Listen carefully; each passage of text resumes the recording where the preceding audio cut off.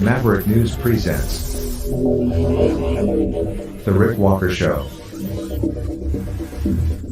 Defrag your mind.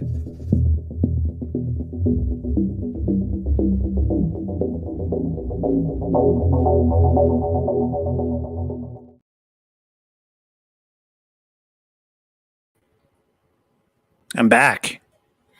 I am very sorry about the technical problems. Feed came to an end there again. I just think that we're just having some computer issues, honestly, around here and some internet issues. It's been a combination of things. I think that's really the problem. I don't think it's anything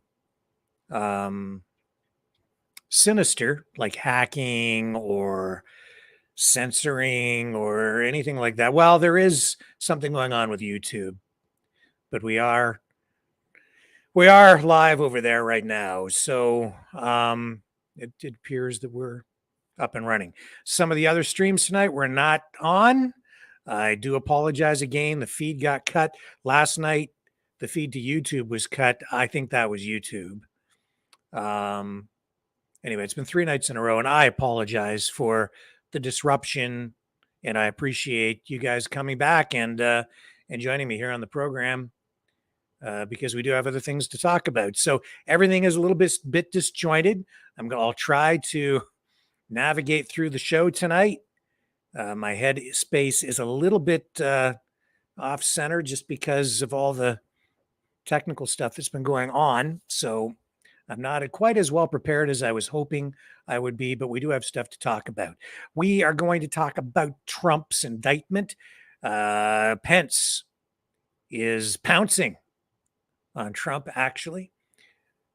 We'll get into that. Trudeau separating from his wife, divorce time. Aliens. Everybody's talking about the aliens. And I'm just gonna focus on tonight one aspect of it, one documentary from back in the 90s. I'm just gonna comment on it. You guys can chime in as well if you want, and then we're gonna go to the phones and get some calls so you guys can join in on the conversation. So let's take a quick break, and when we come back, we'll get into the news of the day. Stay with me.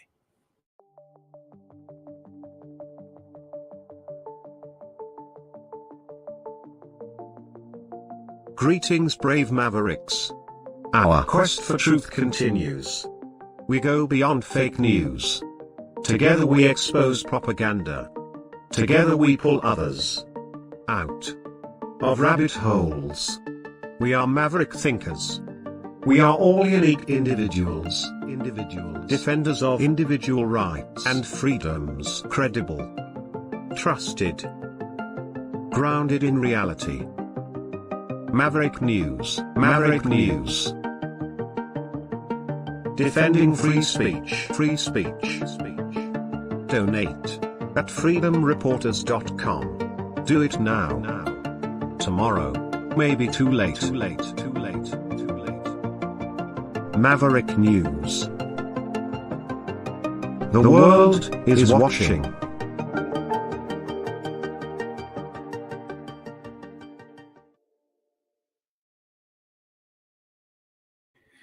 So we'll start with Trudeau first, and he's, I guess, separating from his wife, Sophie. I don't think that it should be that much of a surprise to people, really. We've known that the marriage has been between Trudeau and Sophie Gregoire Trudeau has been unusual, to say the least. She was seen hanging out with that actor. What's his name? Isra Elba or something like that. He's a star, Hollywood type. So I don't know, man. What can I tell you that you probably haven't already heard? It's all over the place tonight. It is what it is, right? It's a relationship. His father got divorced. Now he's getting separated / divorced, I guess. Prime Minister's office just issuing a statement saying, as always, we remain a close family with deep love and respect for each other and for everything we have built and continue to build. And to me, it's I don't know how to react to it other than just to acknowledge it. I know that a lot of people are almost celebrating tonight. I think they just want to see Justin suffer, which I kind of understand. He's despised by so many people, loved by others, but despised by many. So there doesn't seem to be much sympathy for him out there. You know, he's he is absolutely among the privileged class. I hate to use that word these days because it has so many different sort of layers of meaning. But yeah, absolutely from the privileged class. Trophy wife, can't keep her.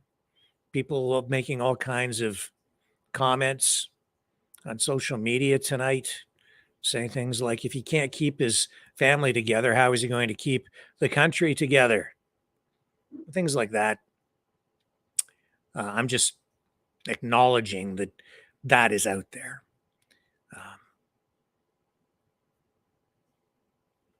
I think it's also, in a way, a reflection of what the country has become. Disjointed, divided. His marriage has been a metaphor, rocky, still together but apart. A family broken up, dysfunctional. His life has become a metaphor for Canada. Smashed. Kinda, but not entirely. But in his case, beyond repair. The question is, does the comparison extend to that degree? Can Canada be fixed? Hard to say. I fear not. Not in the way that would give us back the country that we once had. Because a country is more than just rocks and dirt and lakes and streams and trees and cities. It's people. And I submit that over the past 3 to 4 years, Canada, indeed the world, has changed, but especially this country. It's been plunged into a state of dysfunction and despair. The people have changed, polarized, divided, confused, victims of giant, unprecedented psychological operations, I would say, influenced in unprecedented ways by social media, television, mainstream media. People don't think the same. There's a lot less compassion and very little tolerance. Tolerance, that's what Canada was predicated upon for most of my life. It's how people managed to get along. It's what was taught, but not so much anymore. In fact, that word has pretty much evaporated, replaced with political correctness and transformative language, where the neoliberal woke crowd has hijacked words to redefine them, to further their political agenda. The weaponization of words. And that weaponization has been used in large part to attack family structure, traditional values, to promote alternative lifestyles, devalue morals and marriage. And so here we sit on this second day of August, 2023, and the Prime Minister of Canada has fallen victim to the very social engineering that he has subscribed to. Now, Justin Trudeau finds himself divorced, estranged from his wife, a man with kids that he will have to share custody with. He'll have to accommodate his wife. They say that they will soon even be on vacation again together. So perhaps they'll find a way to tolerate each other in their new arrangement. And who's to say, maybe they'll be much happier. But in the real world, people who end up divorced, separated, in dysfunctional families that fall apart, there are real stresses. Men paying alimony, often men losing everything, resenting it, being attacked really through the court system, being made to pay when sometimes they can't afford to, and sometimes not paying at all because they end up being deadbeat dads. There are all these issues of feminism, equality, sexual politics, parental rights,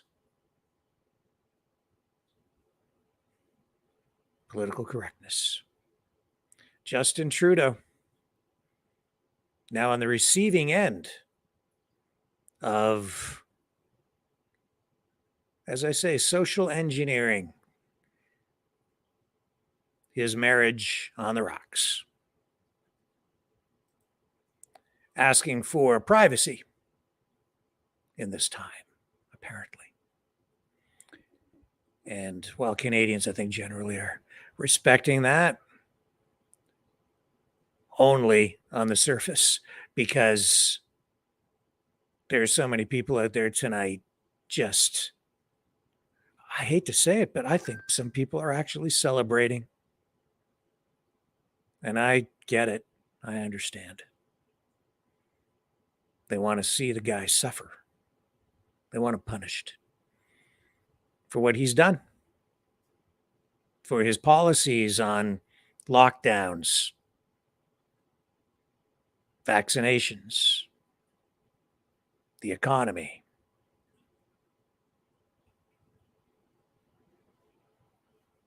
Even policies that affect families. I get it. Don't go away. We're going to take a real quick break. Then we're going to come back and talk about Gonzalo Lira. Then we're going to get into the Trump thing. Gonzalo Lira, that journalist, American citizen, arrested in Ukraine, journalist. They've tried to silence him. They threw him in jail. They let him out twice. He was on his way to Hungary. When we come back, I'll tell you what's happened to him.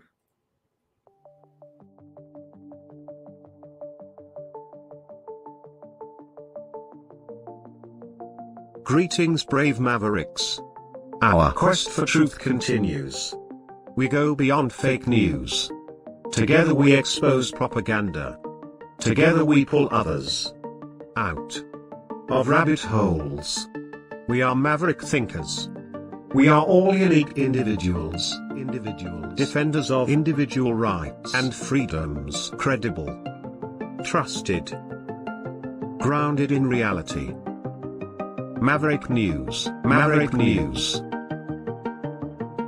Defending free speech. Free speech. Donate at freedomreporters.com. Do it now. Tomorrow may be too late. Maverick News. The world is watching.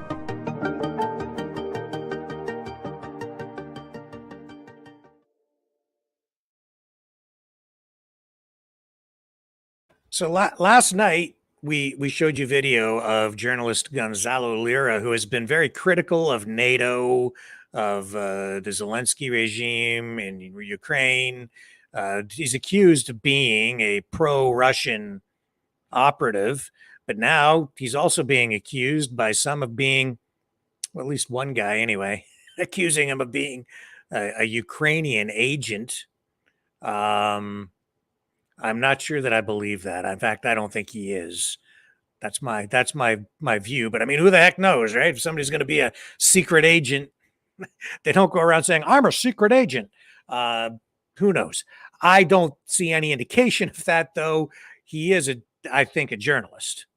I've watched a lot of his stuff, and there is real value in a lot of what he has been presenting. Arrested by the Ukrainian government, then released, then arrested again about 9 weeks ago, was in jail for 9 weeks. They released him again. He posted 3 videos while he was apparently trying to escape. He was told to remain in the country. He had some sort of a tracking device, an ankle bracelet with a radio transmitter in it. I guess he managed to get it off somehow. And then he was making a run for the border. He was going to seek asylum in Hungary. Of course, in a lot of trouble because he was accused of essentially spreading Russian propaganda or whatever, which is illegal in Ukraine because he doesn't have any rights there. It's not a democracy right now. It is not a place where you get to have really any rights, no free speech there, not truly. The Zelensky regime has taken over television stations. They shut television stations down, media outlets down that were critical of what, they were doing. So the government said shutting up, silencing journalists over there, even their domestic journalists. And then Gonzalo Lira is right in Ukraine. He's been publishing online all kinds of material highly critical of the Zelensky regime. So they came and arrested him. And no subtlety about it. It's just like, you're saying things we don't like. We're censoring you. You're what you're doing is illegal. That's what's going on over there. So when he was in jail, he was told by some of the other prisoners that when they had let him out the last time, they said, "Dude, you should have left." They were telling you, by letting you out, they were basically opening the door for you, saying, "Get out of the country." So it was Gonzalo Lira, his belief that he should probably leave. If he got out again, they let him out. See, his view was that by letting him out, they were really saying, "Go ahead, get out of the country, and then it'll be less hassle for us." Who the heck knows? Well, he made 3 videos, posted them on YouTube. He also posted a long thread on Twitter, which I'm having trouble finding tonight. I'm wondering if maybe that was taken down. But in any event, these videos are still up. We ran some of what he had to say last night on this program. Apparently, he's being arrested again. Now, I'm going to run a little bit from the 3rd and final video that he posted on YouTube as he was nearing the border to seek asylum in Hungary. So we'll just run a little bit of this, see if you can get a sense of where his headspace was at and what he was doing. And honestly, the fact that he was even posting these videos, I think, was kind of stupid, honestly. And to me, it makes no sense. Why would you do this? If you're trying to escape, why would you start posting on social media, which is going to tell the authorities right where you are, what you're doing? You give them the whole plan. You lay the thing out in a very public way. Duh. I thought Gonzalo Lira was a smart guy, but I'm beginning to wonder. Anyway, here he is. That the smart thing was take my chances in terms of getting across the border. Here we go. And so I decided that the smart thing was take my chances in terms of getting across the border. Right now, I'm maybe 5 kilometers away from the border with Hungary. Over the last 2 days, I rode my bike just about 1,300 kilometers from Kharkov all the way here to the border. And my intention is to cross the border, get to Hungary, and in Hungary, I'm going to ask for political asylum. Now, why Hungary? And why ask for political asylum? Very simple. You see, when I don't show up at my court date on Wednesday, the day after tomorrow, there will be an arrest warrant issued for me.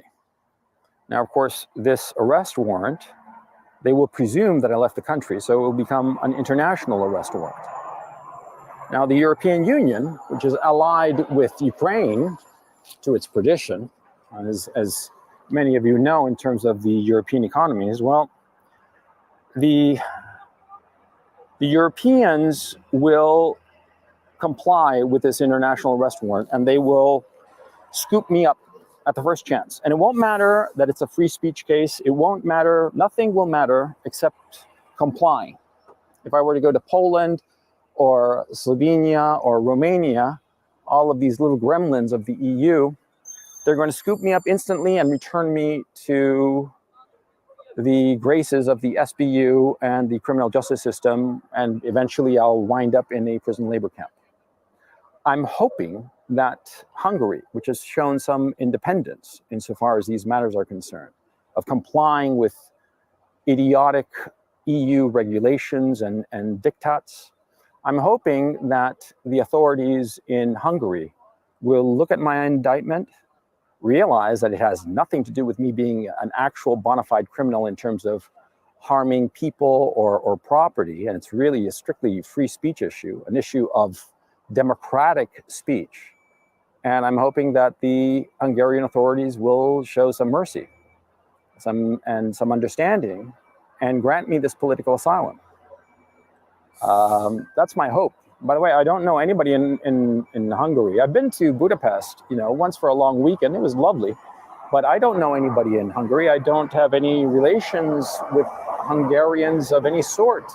I dated a Hungarian girl once years ago, but other than that, I don't have any connection to Hungary. And so I'm really going to be throwing myself at their mercy, hoping that they will see through this bullshit and realize that it's grossly unfair and it is just despicable.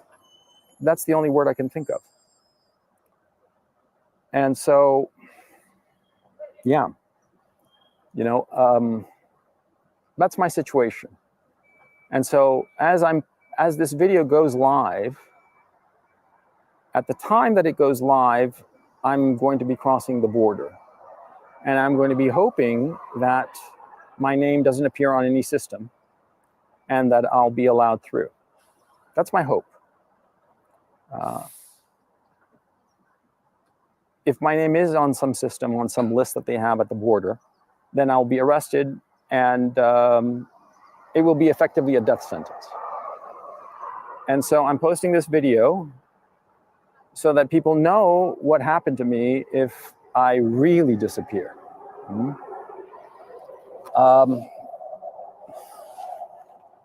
I'm certainly scared, sure, but fear doesn't really help the situation now, does it? You have to be clear. You have to be clear and you have to look at the options. And I've thought about this situation very, very carefully.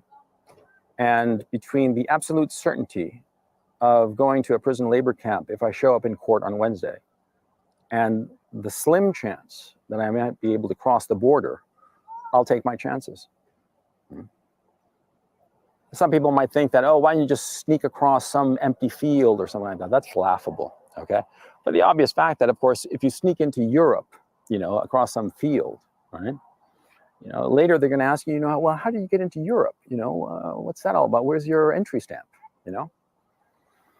I mean, it causes all kinds of problems. Mm-hmm. I mean, I looked at the possibility, by the way. It's not as easy as you think. You think that it's just sneaking across some field. No, it's not, okay? First of all the access points between one country and the other are monitored, okay? And fairly easy. They just have motion detectors. And if anything moves, then the cameras go on and they know exactly what's going on, okay? So that's not an option. As opposed to going to Russia, Kharkov, after all, is 40 kilometers from Russia. It should have been easy, right? Well, no, because all that area is mined. And, both sides, though they're not fighting in that particular area, not yet, they know what's going on. They keep a close eye on that crossing. So you can't go through there. Another option that I was seriously considering was going to the front, going to the contact line, and thinking to myself, maybe there is some spot in the contact line that is being used by civilians, refugees, going back and forth. But that turned out to be a non-starter. I was surprised. I mean, the front is over 1,000 kilometers long, but there is no real spot where you can easily move, not without a guide, not without somebody who knows what they're doing. I also looked into the possibility of somebody helping me out. And a couple of them were grifters. It was clear as day, they wanted money. And the others, they had a lot of good intentions, but they didn't know what the hell they were doing.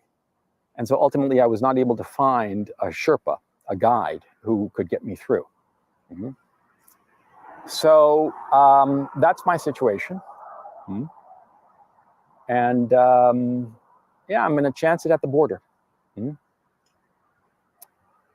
I'm posting this on both of my channels, the Roundtable and the Gonzalo Lira Again channel, which again, it's weird because, see, when they allowed me out on bail, last year, when they detained me, because they didn't formally arrest me, they detained me. Mm-hmm. When they detained me in April of 22, they took control of 2 of my Google accounts. The Google accounts that controlled my previous channels, my Coach Red Pill channel and my Gonzalo Lira channel. They never gave up that control of those accounts. I've never recovered those Gmail accounts and Google accounts that control those channels.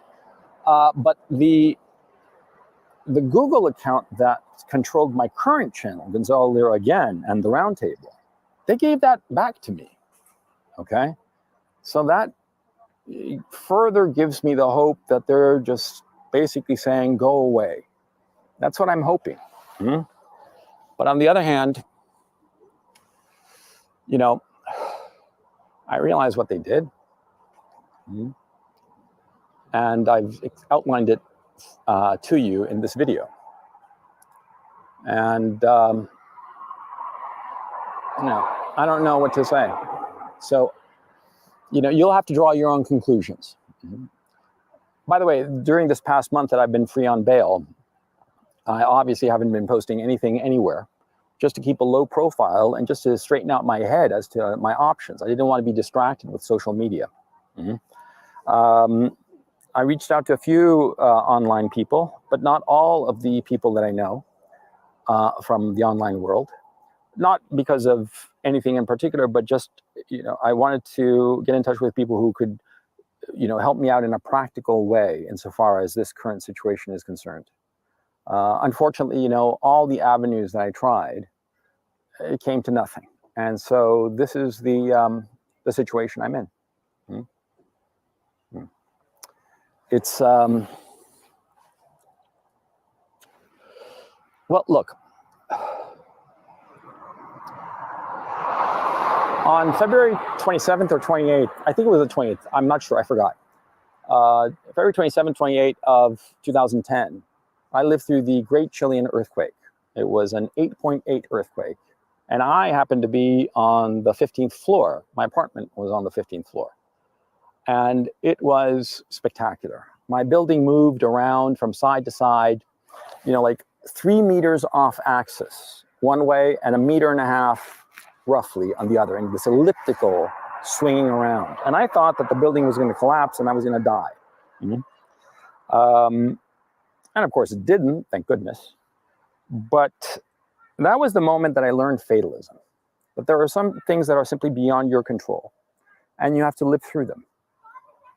And you have to just go forward. And there's nothing you can do. Everything is beyond your control. And we fool ourselves thinking that we can control everything. And that causes so much anguish for no reason. We worry, we think this, that, the other. But you have to recognize when you have actual control over some situation and when that control is beyond you. And there is absolutely nothing that you can do. Nothing that you can do except move forward. So either I will cross the border into Hungary in the next couple of hours, or I will be arrested again, and God knows what will happen to me. So if I post again here on the video and on Twitter, then you know that I made it. And if I don't, then you know that I didn't. And I would ask you humbly that if you don't hear from me again, anybody and everybody who's watching this video, please raise a ruckus, raise a fuss. Because ultimately, as you can see in the indictment that I posted on Twitter, all of the pages are there. You can read it for yourself in Ukrainian and in English. The charges against me are just because of my opinion about this conflict. I did no harm to anyone. And they arrested me because they wanted to have on the nightly news a short little video of how they are fighting the propagandists. That's it. That's why they arrested me. The extortion stuff that I discussed, that happened later when they realized that I wasn't a poor schmuck. But the start of the genesis of this whole situation is because I had an opinion that went against the narrative. And that's why I went to prison. And that's why, if I'm arrested again, I will die in prison. So I ask you, please, as many people as possible, the American State Department knows exactly who I am and the situation I'm currently involved in. And they know the fate that awaits me. They know it.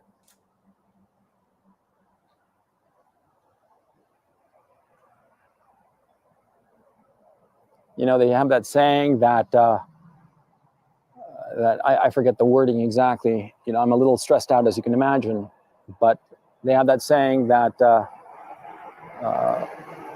people are fundamentally good, but for evil to triumph, all you need is the indifference of good people.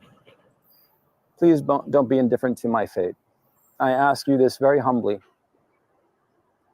Please recognize that,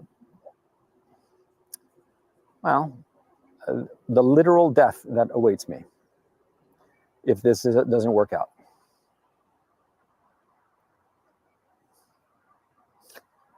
Understand what's going on.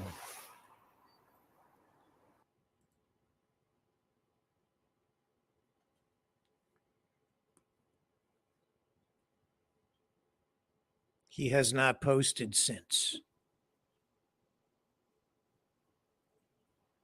We do have reports tonight that Gonzalo Lira was indeed captured and taken into custody again. However, we do not have confirmation. We have this. Let me bring this up. We have social media reports, streamers, people who say they know that he has been detained again. Here we go. This is Jimmy Falk. Let me bring up his clip. Posting online.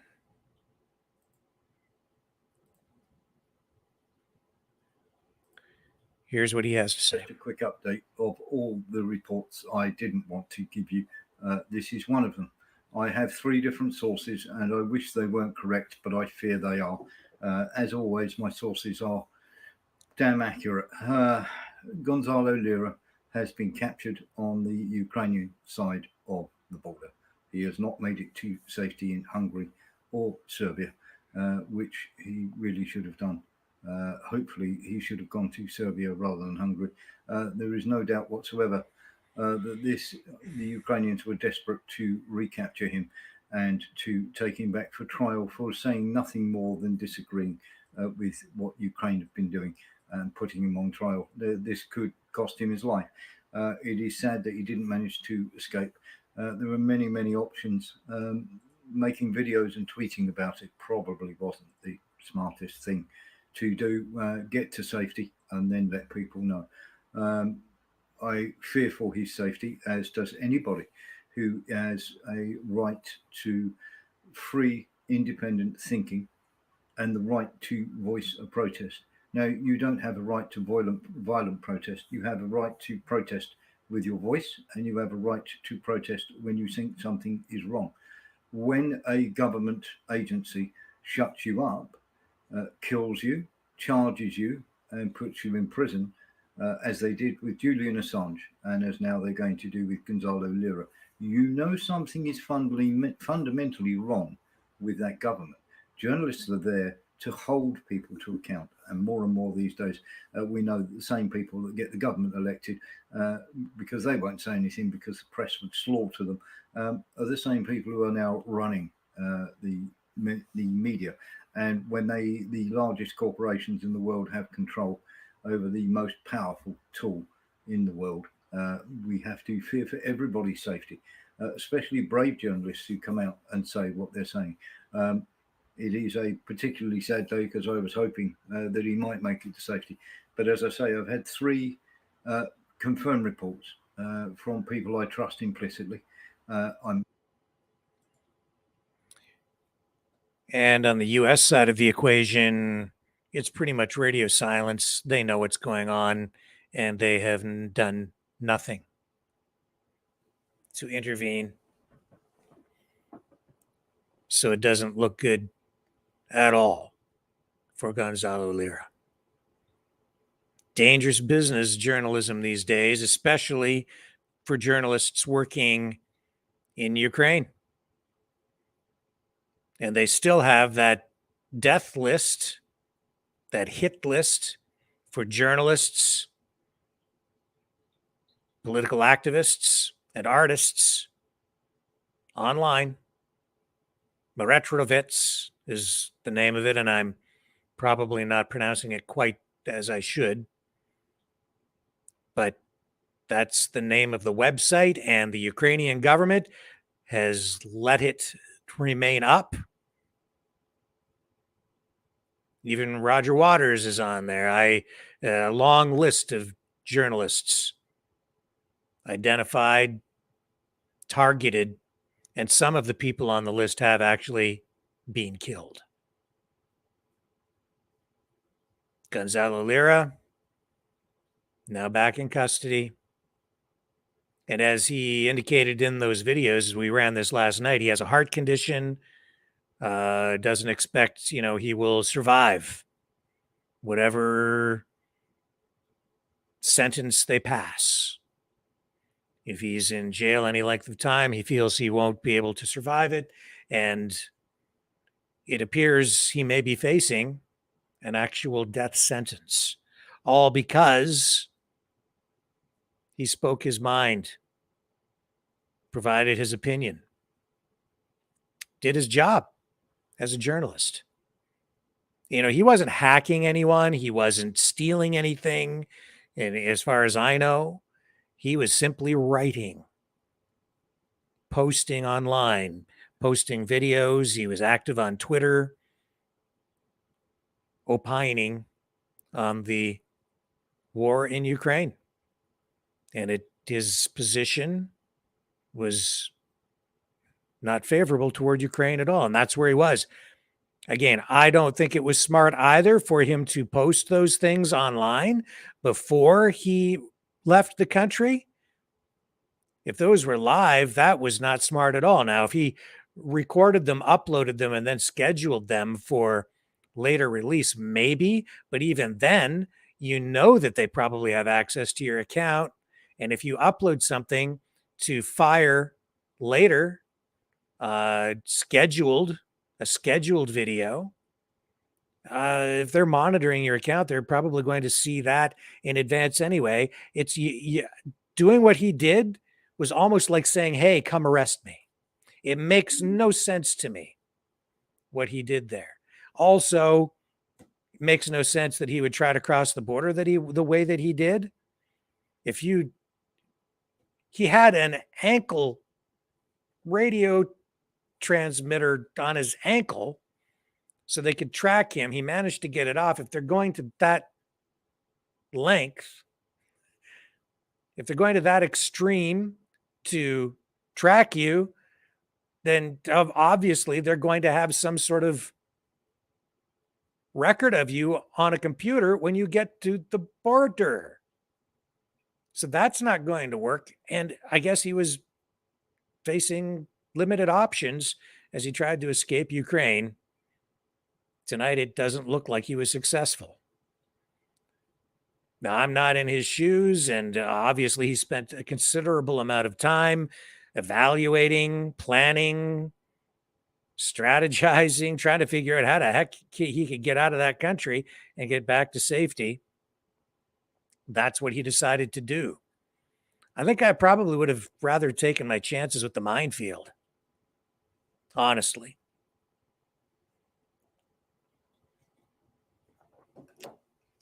And to me, I think in his case, Russia was probably the place you wanted to go. If you could get there or get through another country and then make your way to Russia. What he did, I don't think it was the smartest move, but who am I to second guess him in his situation, his life, his risks, his decisions. And it was so risky for him to do what he was doing. He was in Ukraine writing what he was writing, basically getting right up in the face journalistically of the government there, knowing full well that there is no free speech, no free media in Ukraine right now. Democracy has been shut down, no elections. And they're telling us that we are supporting a war to preserve democracy, not just in Ukraine, but around the world, fighting for democracy. That's not democracy. That's not a free society. Indeed, that's why we started the petition that we started online at maverickpetitions.com to put pressure on our governments here, to put pressure on the Ukrainian government to take down that hit list, which has a complete inventory of journalists, activists, and artists that the government doesn't like. Even though it's not an official government website, it's basically anybody that is critical of the Zelensky regime in Ukraine. If you are so inclined, go to that website, go to maverickpetitions.com and read it. And if you agree with what is there, where we're trying to preserve free speech, add your signature. Let me see if I still have that banner here. Right there. Go to maverickpetitions.com. You should also be able to access that same petition online at our website at mavericknews.ca. There should be a link right there on one of the, I think the main page, and that'll take you over to the petition page. You can add your signature.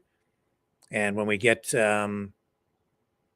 enough, we will present that to the political powers in both Canada and the United States. And it calls on the governments of Canada and the US to put pressure on the Zelensky regime to basically back off on journalists and take down that hit list. And maybe we'll have to look at starting another petition specifically for Gonzalo Lira, but that petition in itself also encompasses his particular situation. This is what it's all about. And here's another one. Another journalist being thrown in jail again. And this time, it appears probably for good. I will return. Don't go away. The New World Order. Government overreach. The Great Reset. Mainstream media lies. Now more than ever, independent voices are needed. Donate now at freedomreporters.com. That's freedomreporters.com. Maverick News. The antivirus program for your mind.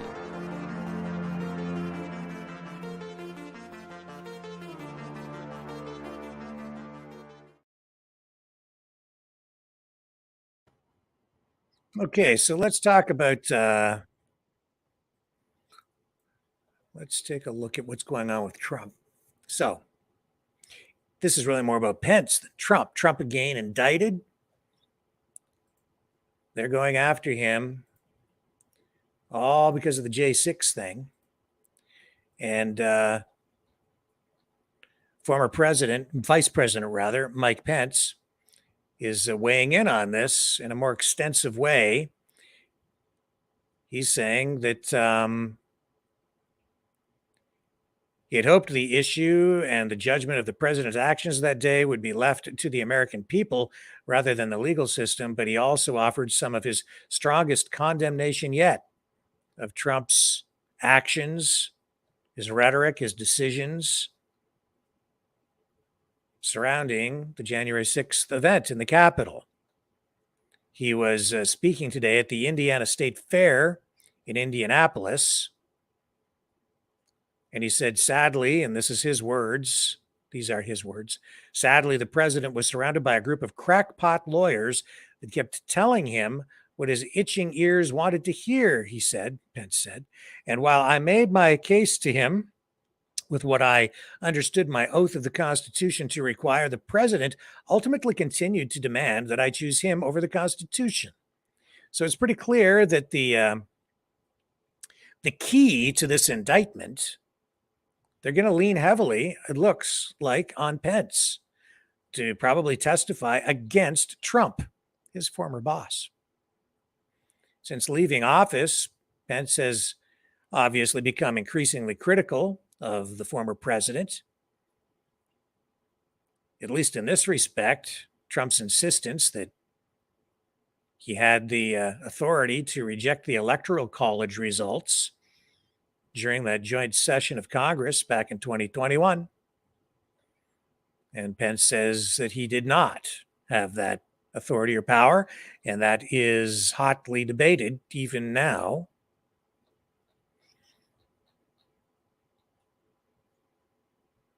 You know, the challenges on every level, at every turn that came from Trump regarding, the election were rejected.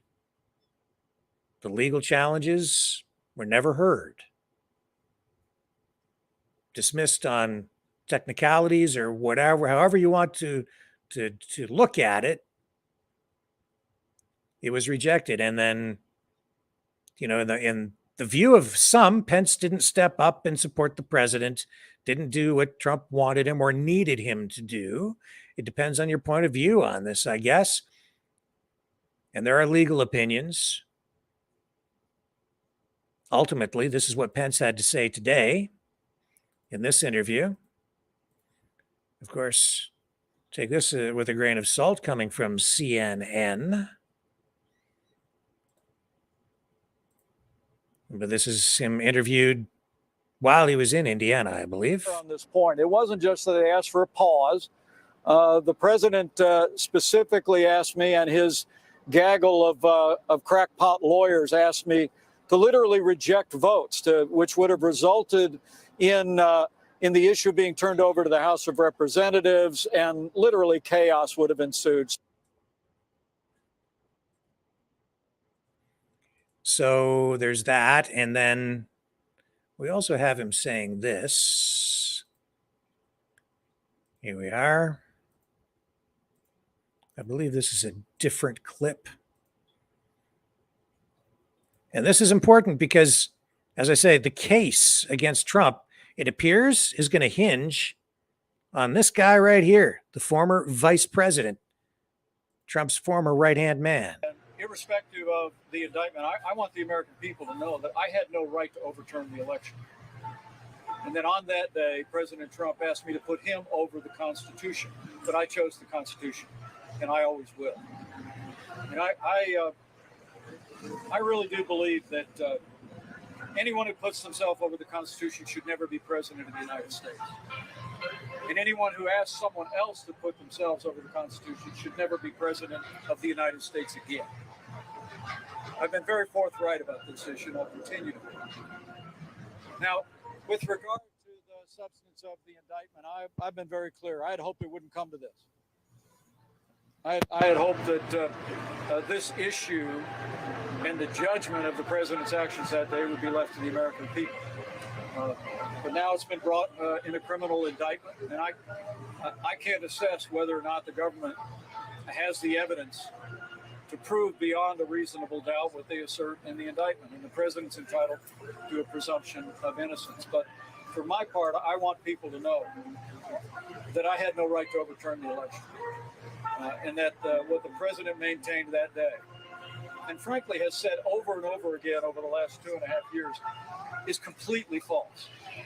And it's contrary to what our Constitution and the laws of this country provide. I'm a student of American history.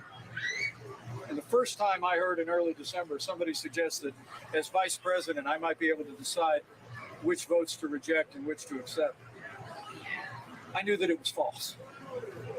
Our founders had just won a war against a king. And the last thing they would have done was vest unilateral authority in any one person to decide who would be the next president. I dismissed it out of hand. Sadly, the president was surrounded by a group of crackpot lawyers that kept telling him what his itching ears wanted to hear. And while I made my case to him of what I understood my oath to the Constitution to require, the president ultimately, continued to demand that I choose him over the Constitution. So So there's Mike Pence's position on that, and he is still struggling to generate enough support to be able to participate in the first upcoming GOP leadership debate. He still doesn't have enough individual donors to qualify for participation in that debate. Now, his campaign team tonight is saying that they expect he will have enough, that he will be participating in that debate. We'll see where it goes. I don't know. I don't think he stands a chance of getting the nomination. But politics is a strange thing. And things can shift very, very quickly on the political scene depending on what information comes out, what happens in the news cycles, and what happens in court. Is this going to hurt Trump? Not right now. All of these indictments, the legal warfare, the lawfare that they've leveled at him, it's all helping him, I think, to this point. But there's something different that I sense in what is happening right now with this. It feels a little bit different than all of the stuff that has come before. I could be wrong. Maybe my spidey sense is off a little bit. Maybe I'll feel differently about it tomorrow. I can't point to anything specific other than what we're getting from Pence tonight.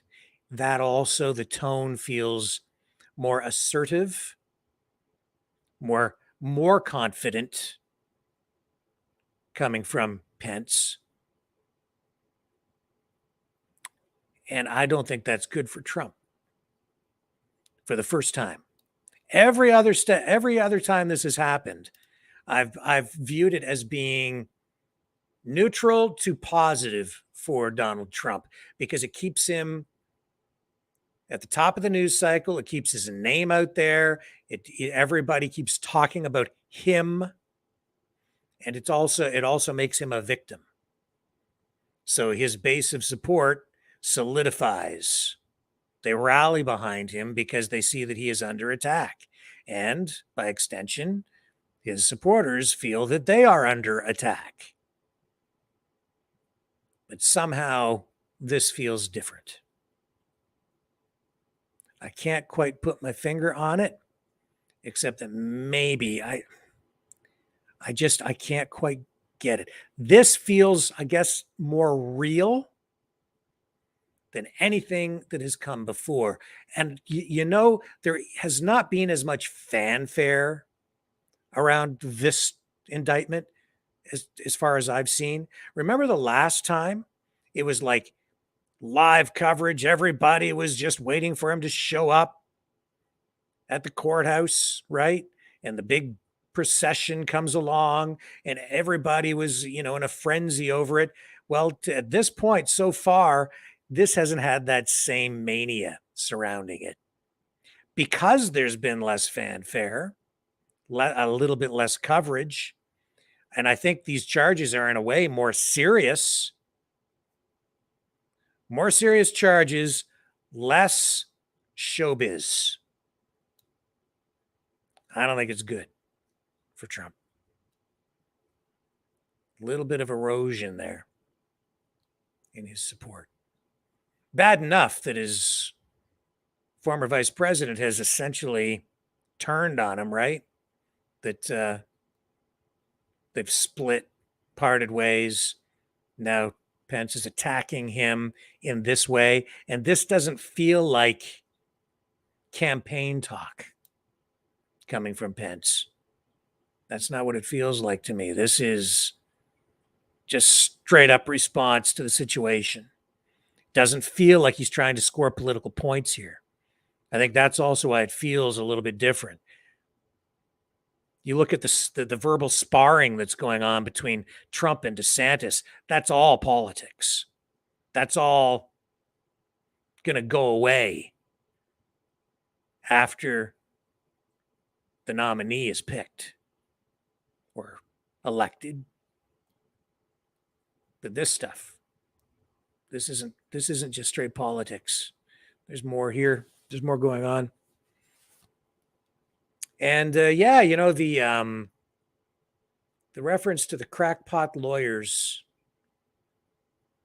I know there was at least one in there that maybe wasn't giving the best legal advice to Trump. At least one. Maybe there were others. But when you're pushed into a corner like he was, and we all kind of saw what was going on, it was pretty apparent to me that some things were being cooked, right? For lack of a better phrase.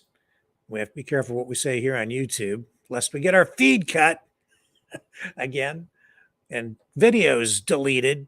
Being very careful here, but you know, I think maybe some truth on both sides, but when you can see that there's clearly some truth, real truth, that then led to other events, including the J6 incident.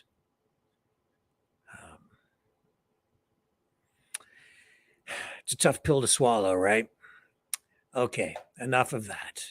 Let's take another brief break. And, well, you know what? There's one other thing. No. It's okay. That was for the other story. All right. When we come back, we'll dig into some of this UFO stuff. It's enough to drive you crazy when you don't really know what's real and what isn't anymore. And when the government is telling you, it's real. No, it's not real. No, it's real. It's not. Now it is. No, it isn't. My goodness. We don't know whether we're coming or going anymore. But I will be right back. So don't go away. Hello, world. Are you awake?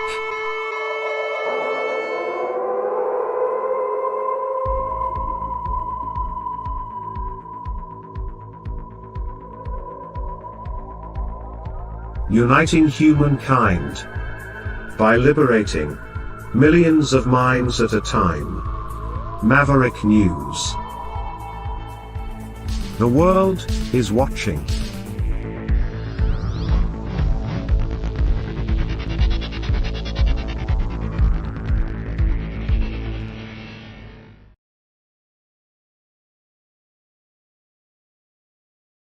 Okay, I'm back. And I get a lot of messages. I'm in different groups on Facebook. And I just wanted to say, when we first got into the lockdowns and things, right? The biggest concern for me, this is a little bit of my personal story, and it'll reflect on, I think, what a lot of you probably went through, maybe everybody, because I certainly wasn't alone in this, but just to sort of, and I'm just looking for some material here on my phone that came in overnight. It's like when the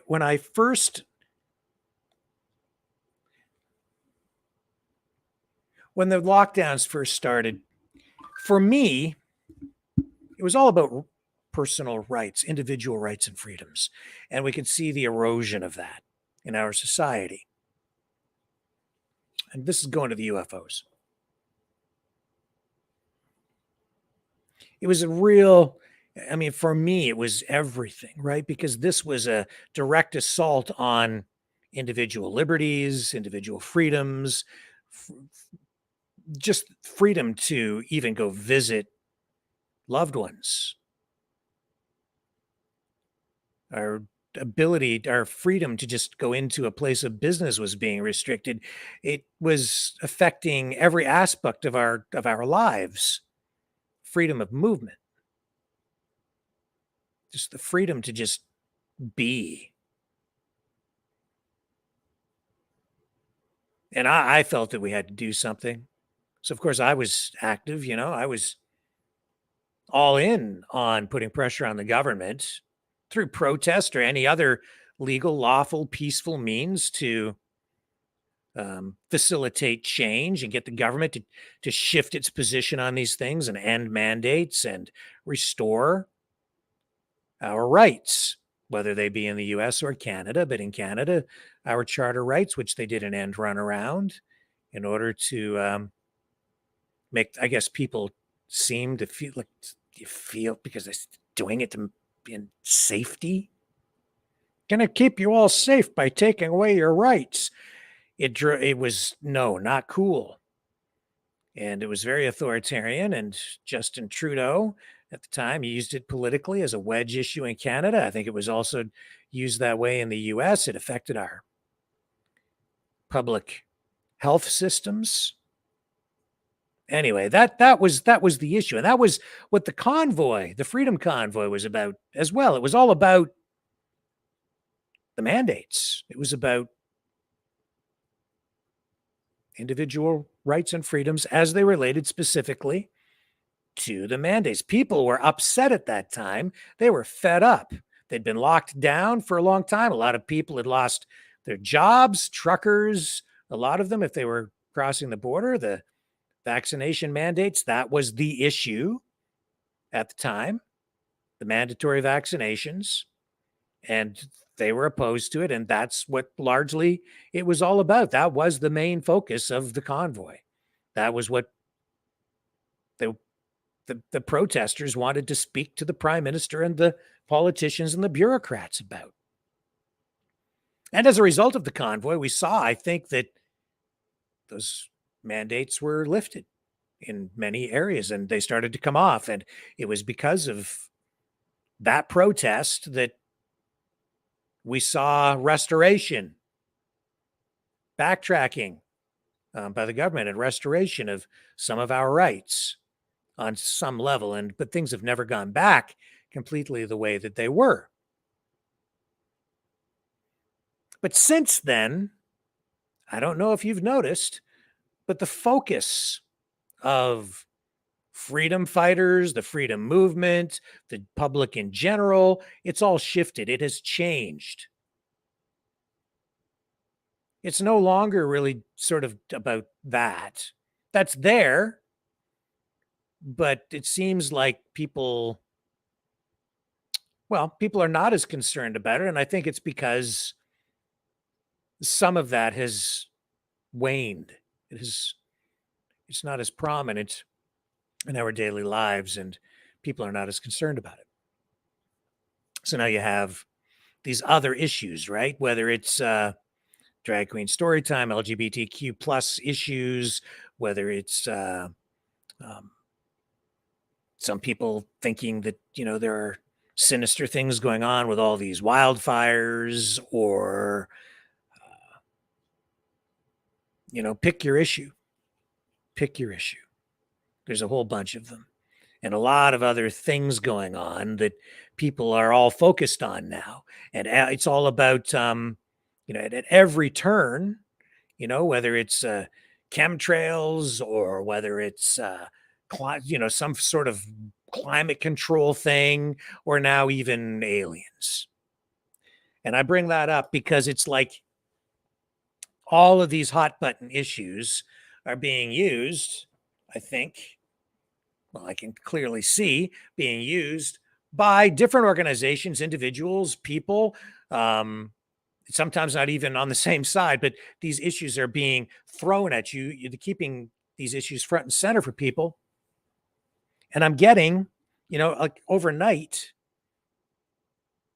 a freedom group that I'm part of posting. And I just noticed it was like everything in this, all the posts over the past number of weeks, it's all like Illuminati. It's all about alien stuff, tons of alien stuff now filtering in there. Not anything. There's nothing in there from any of the people posting in this group about constitutional rights per se. Nothing to do with, mandatory vaccinations. Nothing to do with the fact that in Canada, for instance, if you need a heart transplant and you're not vaccinated, they won't give you the transplant. They will let you die. That is a fact. Not, I hear about that still sometimes, occasionally, but nothing about any of that kind of stuff anymore that was posted by this group. I won't even tell you which group because I don't really want to single them out. But it's just a complete shift in focus.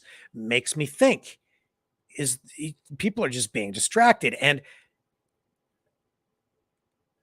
now we've seen over the past couple of weeks, in particular with these congressional hearings into UFOs, and we had the spy balloons thing. And then last night, Craig Jardula, podcaster, live streamer, political analyst, pundit on the show. I asked him just kind of out of the blue, and it was a sidebar issue. I said, what are you making? What do you make of all of this UFO talk and these hearings? Like, that look very official. And you have that David Grush, former intelligence agent, who has been testifying, say, "Oh yeah, it's very real. I've had all this. There've been all these aliens out there, and it's a real thing, and people have told me, and it's true." And he's sitting there and looking very credible and sharing information in a way that is very believable. And I think people are believing him. And members of Congress are sitting there and they're soaking all this up. And we've seen 2 naval pilots, former naval pilots, sit there alongside Mr. Grush and talk about their encounters with UAP. All this going on. And yet, I said the other night, we are still no closer to knowing what the truth is, which makes me wonder how truthful any of these people testifying are actually being. And the naval pilots, I find them very credible, but nothing that they've seen or identified has been conclusively identified either. So it's still a mystery. All the videos basically that we've seen have been still, little dots of light, blurry images. And I said, if there are real aliens, real UFOs, show me. Just where's the photograph? A nice, clear photograph in a aircraft hangar or a bunker someplace where they've got this thing. Show me. Nothing. There's nothing. Well, there hasn't been anything anyway until now. Or actually there has been, but it's supposed to be now. And then, I like these folks at Redacted, right? I like the show. I like Clayton and Natalie. I watch them sometimes, but he's gone heavy and hard on the UFO stuff. Well, in the last week or so, Clayton, here it is here. Here's one of many videos that they have done on UFOs, and they are getting a lot of views on this stuff, okay? This one in particular, it's got a lot of views. And it was presented, Clayton. I like you, Clayton. You're a good guy. I like your show. But he said this is sort of like an exclusive interview with Jon Stewart, former wrestling star and politician, who has been, I guess, investigating this video of an alien from over the past 20 years to verify its authenticity. And so here's Jon Stewart on this show talking about this. And I watched this and I vaguely remembered it. And this video was first released. It's not new. This is not exclusive. This is from the early 90s. Apparently, it was shot in the early 90s. Then it was released. And I sort of remember this going on the air on television in this sort of a documentary thing around 1997. So they've recycled this footage. They've brought it back up. Jon Stewart is out there doing interviews. And this isn't even the first interview that he has done. But here's this video. I'll just run a little bit of this for you. And you can make your own assessment. I'm going to give you my professional and I'm going to say expert analysis of this because my qualifications in this regard are every bit as sound as the experts that weighed in on this back in the 90s in the documentary where this was actually shown for the first time. Now, this is from the redacted episode from about a week ago. I think it was maybe 9 days ago. To monitor this bizarre heart-lung one-sac organ that the alien has. And behind the viewing glass were 5 men, 2 telepaths. There is a researcher out there, and I don't doubt it. And because I've seen the outline of the figure, and I didn't catch this, and someone else did, so I'm crediting them. I don't ever want to not credit other people. That Colin Powell was in that interview room. Now, I know that sounds crazy. I can't verify it, but it certainly looks like the outline of him. It looks like an African American male in his 50s wearing an Army Class A dress uniform. Funny, the Rear Admiral that was on my list was the person that reported intelligence to the Joint Chiefs of Staff. Interesting. But that's how bizarre this film has gotten. And I'm not even going to tell you anything about the telepaths because I don't want it to get into the Da Vinci Code. But even Doty said that the telepathic program, the people they hired, was ridiculous. They were like one step above 1-800 psychics back in the 80s and 90s. But there was 2 men in particular that were very in touch with these beings, and they would sit down with these aliens and these beings and immediately get information and relate it back to whatever military person was in the room. As you can see on the tape, the being eventually starts to medically flag, if I can use the whistleblower Victor's terminology, and he is then attended to by the medical staff. And Victor tells us that the medical staff in S2 and S4, are more chosen for their ability to keep secrets than their medical knowledge. And again, I have been in contact. I have the names of the 2 doctors that are going to be on either side of this beam. On the bottom, you're going to see DNI/27. That is the Department of Naval Intelligence. According to Richard Doty, there's like a conga line of different agencies waiting to insert their questions to this being in the 2-hour-long interview. The interviews are conducted about once a month. What did you start to piece together from people who were in the room? And so when we say hoaxed video, I think you're saying that was what the assumption you had going into this, that this was hoax. That was sort of the media speculation about this. Now you've proven and taken it to the United States Congress, which, by the way, they're about to hold a hearing on this next week. And I think that this is, if I'm not mistaken, is going to be a big piece of this. And other whistleblowers are now confirmed to be coming forward to Congress next week. Civilian whistleblowers who are going to be testifying of the things that they've been a part of and seen. So talk about the people that you started, the witnesses who were in the room with this creature, and how you started to verify the veracity of this film.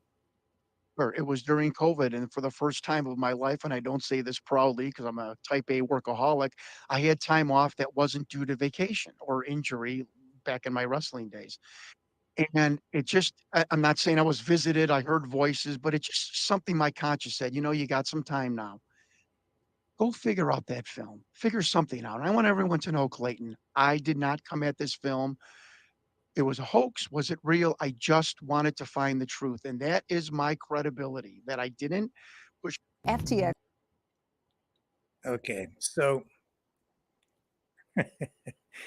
I'll be right back.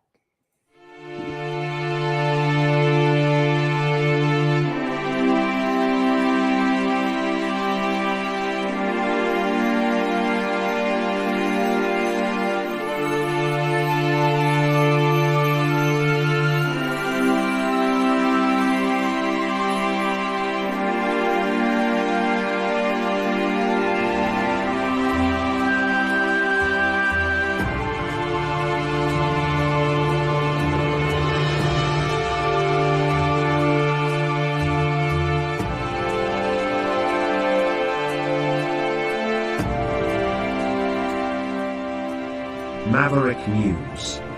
The world is watching.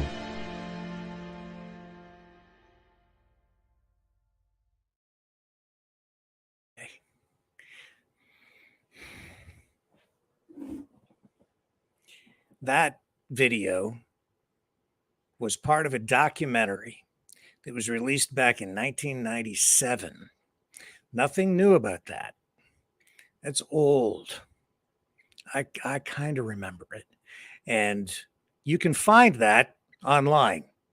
It is the original documentary It is called Area 51, The Alien Interview.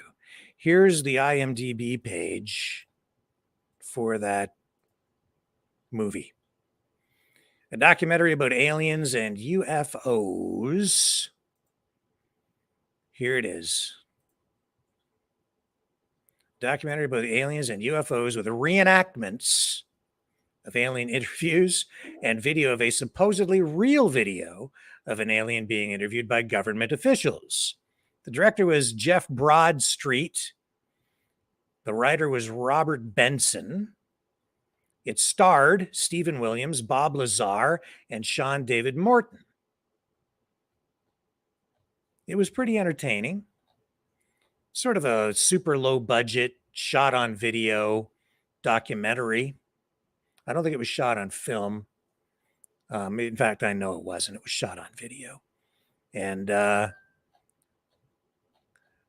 guy who provided apparently that footage of the real interview with the alien, his name was supposed to be Victor. He didn't want to reveal his identity. So even in the documentary itself, okay, they interview this guy. And the interview itself actually comes off as being sort of hostile. Here it is here. Now you can, if you want to believe that it's real, I mean, you're welcome to, but they did this interview with Victor, the guy who provided the film, or actually it wasn't film, it was videotape of the real interview with the alien, not a reenactment. This is Victor here. He's got sunglasses on. They shoot him in silhouette, so you can't really see his face too clearly. I remember this from back in the day. Area 51, the alien interview. And then they take his voice and they sort of disguise it by changing the pitch, the tone of his voice. If something happens to me, if I die, people will know who I am. Do you think it's a reassuring sign that these aliens can communicate with us on a spiritual plane? It would be nice to think so, but I'm not sure if it's really such an achievement considering the mismatch between our intellects. I mean, you're not going to have much luck making your dog understand calculus, but if you pet him on the head and say, "Good dog," aren't you communicating spiritually? So they were saying that the interview is conducted telepathically, and they had empaths or people who could communicate that way with the aliens at the time, because there was no verbal communication with the alien. So here's the actual footage. Okay, so we're going to analyze this together. I'm going to give you, and I am qualified, I can assure you, to make an assessment of this because I have training. I have I'm just as qualified to comment on this as an expert as the guy in this documentary. There is a guy who looks at the footage, gives his opinion, and I have just as much training, background, maybe more, and more experience in film and video production than the guy that they present in this video as an expert. So I'm going to give you my assessment here tonight as well, because I have extensive experience in film and video production. I've been doing it since I was 9 years old. Anyway, here's the actual unedited, as they say, footage of the interview. Although I can tell you that the audio was removed, or so they say. Anyway, it was silent video that they were using, and then they put some music in. And well, let's just take a look at what this is. So I'm gonna turn the music down so we don't get a copyright strike. So here's the footage. Now, It's grainy, it's dark. You can really only see a head and a little bit of whatever is underneath, like the shoulders. What you're seeing there on the bottom, that's called time code. Those numbers. And that's used for video editing purposes. And you can synchronize that to an actual clock if you want to in the old video cameras of the day, or on the video recorders, the studio recorders that were also used as part of the editing process at the time. And what you're looking at here is Beta SP videotape. Now, back in those days, and I would say this was shot on professional Beta Cam SP gear, which was broadcast industry standard at the time.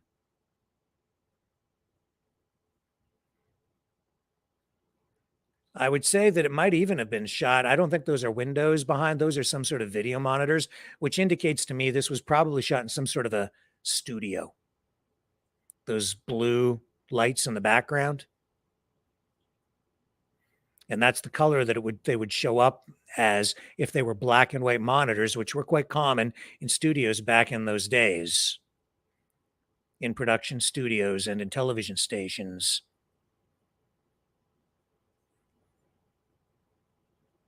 And then they're saying that the alien started to flag, was asphyxiating, couldn't breathe or whatever. So they had some medics on hand, and they come in and then they do this.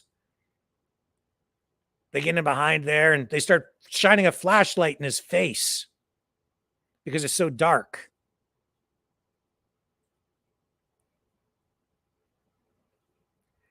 And they shine the light right in his eye and then up his nose. It just looks to me, and this isn't so much from the video production angle of it, but what these medics are doing to me looks ridiculous. And then this guy kind of getting in front of the camera.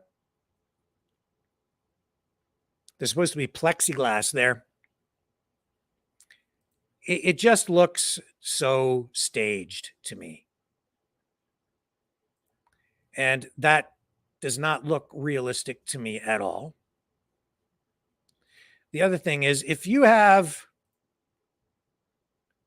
what is supposed to be some sort of a important interview, let me pull this down, something that is so monumental at the time that, this would be historic, right? So you would think, wouldn't you, that they would provide at least some level of lighting? Back in those days, those Betacam SP broadcast cameras, they were called ENG cameras, which were because they were normally used for electronic news gathering, and they were used to produce programming just like that, straight to video stuff. But they were not very good in low light. And what you're seeing there is a situation where they've got a very carefully lit environment where they're putting enough light on the face to get proper exposure for the camera, but the rest of it's left in darkness so that you can't see the rest of the torso or the body. Now, I want to run this again, and I want to show you something when these medics come in. Take a look at this. You're going to see, watch very closely, right there. I'm going to slow this down. Let me just back this up.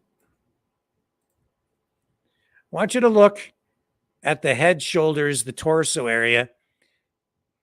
You're going to see what I'm going to suggest to you is a human shoulder, a human arm. On your right, the alien, his left. wearing a t-shirt. Watch closely. It's slowed down. It'll become apparent. The light it'll pick up the light enough that you'll be able to make out what appears to be a human shoulder and arm underneath the alien head. We'll get to it here.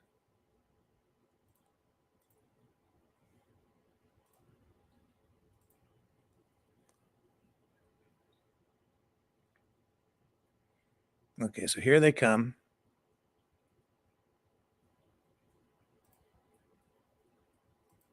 Right there. Look at that. So that's on the other side.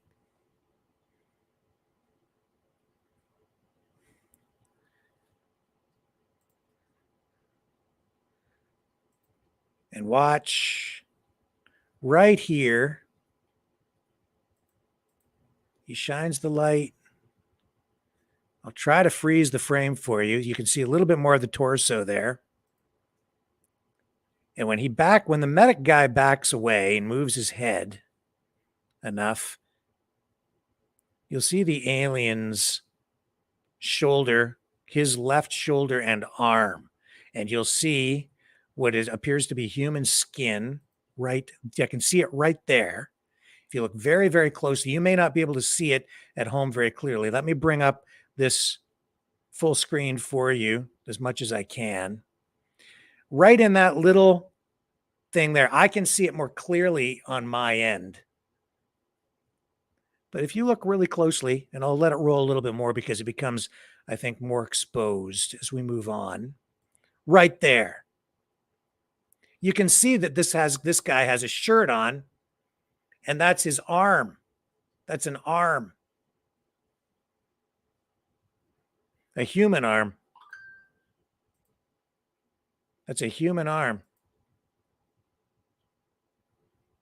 That's what it appears to be to me right there. Look at that. That's very clear. Do you see? Look at the head. Now, move down. This is on the subject's left-hand side, so it's on the right side of your screen. Look at that shoulder, and then look at that arm. You see there's a shirt. He's wearing a shirt, and that is an arm, and then there's an elbow there, what appears to be an elbow. Because whoever is doing this appears to be sort of in a almost a leaning forward position. Let it roll a little bit further ahead. And you can see it very clearly there now. Now, maybe I'm wrong. That might be a hand.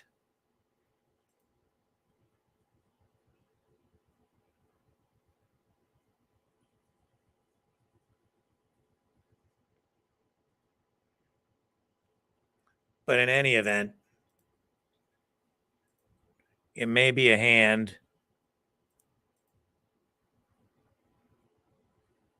It could be the medic's hand or arm.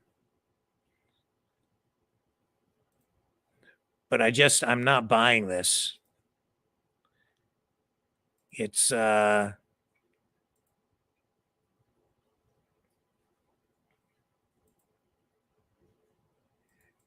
shoot in those low light conditions with a camera like that back in that time period, you needed to use usually gain, but they lit it enough in the face, but not down below.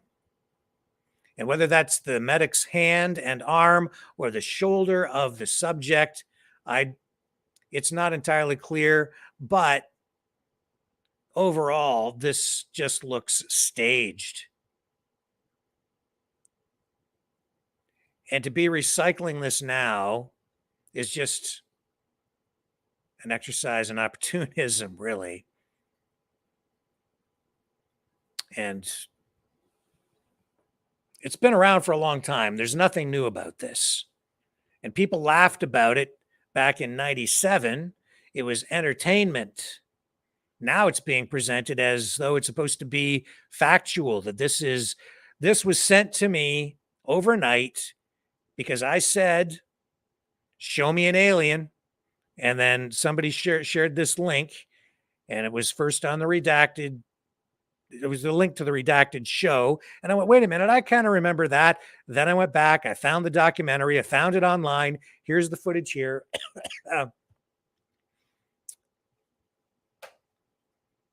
And I think, and even in the documentary itself, they have experts who sit there and say, I don't know if it's real. Even in the documentary back in 97, where they're presenting this as possibly a real telepathic interview with an alien. They have other experts in the video saying, don't know. That video shot on Beta SP. What is Beta SP? This is a VHS tape from back, everybody knows what these are. Everybody's seen VHS tapes, right? 240 lines of resolution. That's VHS. Beta SP is this. Remember Beta versus VHS? Well, this, on the broadcast side of things, Beta tapes won the battle. VHS won on the consumer side, but on the professional video side, Beta won. But not just regular Beta, Beta SP, Betacam SP became the industry standard. It was the standard for a long time. And in 97, this was still the most commonly used kind of broadcast medium. And back in the early 90s when this was originally shot. So this apparently was a copy of the original footage that was then presented to the producers of this documentary film by this Victor guy who made some sort of an agreement with a production company called Rocket Productions. Rocket Productions. How convenient.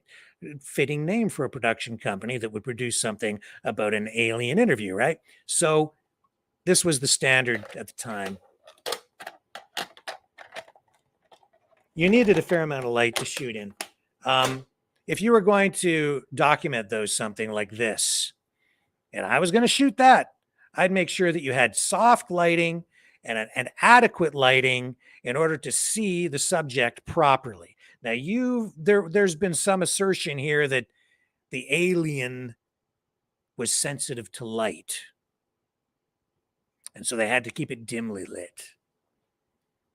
The whole documentary is dimly lit. Everything is shot like it's a horror movie or something. All the interviews, silhouettes, lighting from the bottom and the side to give you dramatic shadows on the faces and things like that. Now, I'm not going to sit here and tell you that there are no aliens. I don't know. I'm totally open to the idea that there could be aliens out there.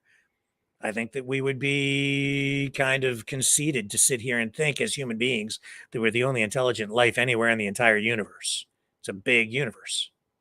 Out there someplace, there's probably intelligent life. Does the government have real alien spacecraft? We're hearing testimony in what appear to be official proceedings that yes, they do.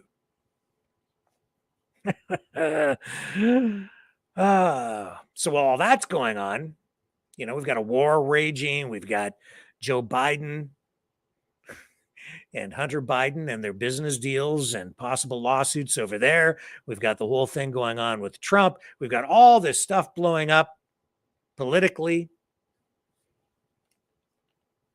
The economy is not in the best of shape. All these different issues, and people are talking about the aliens.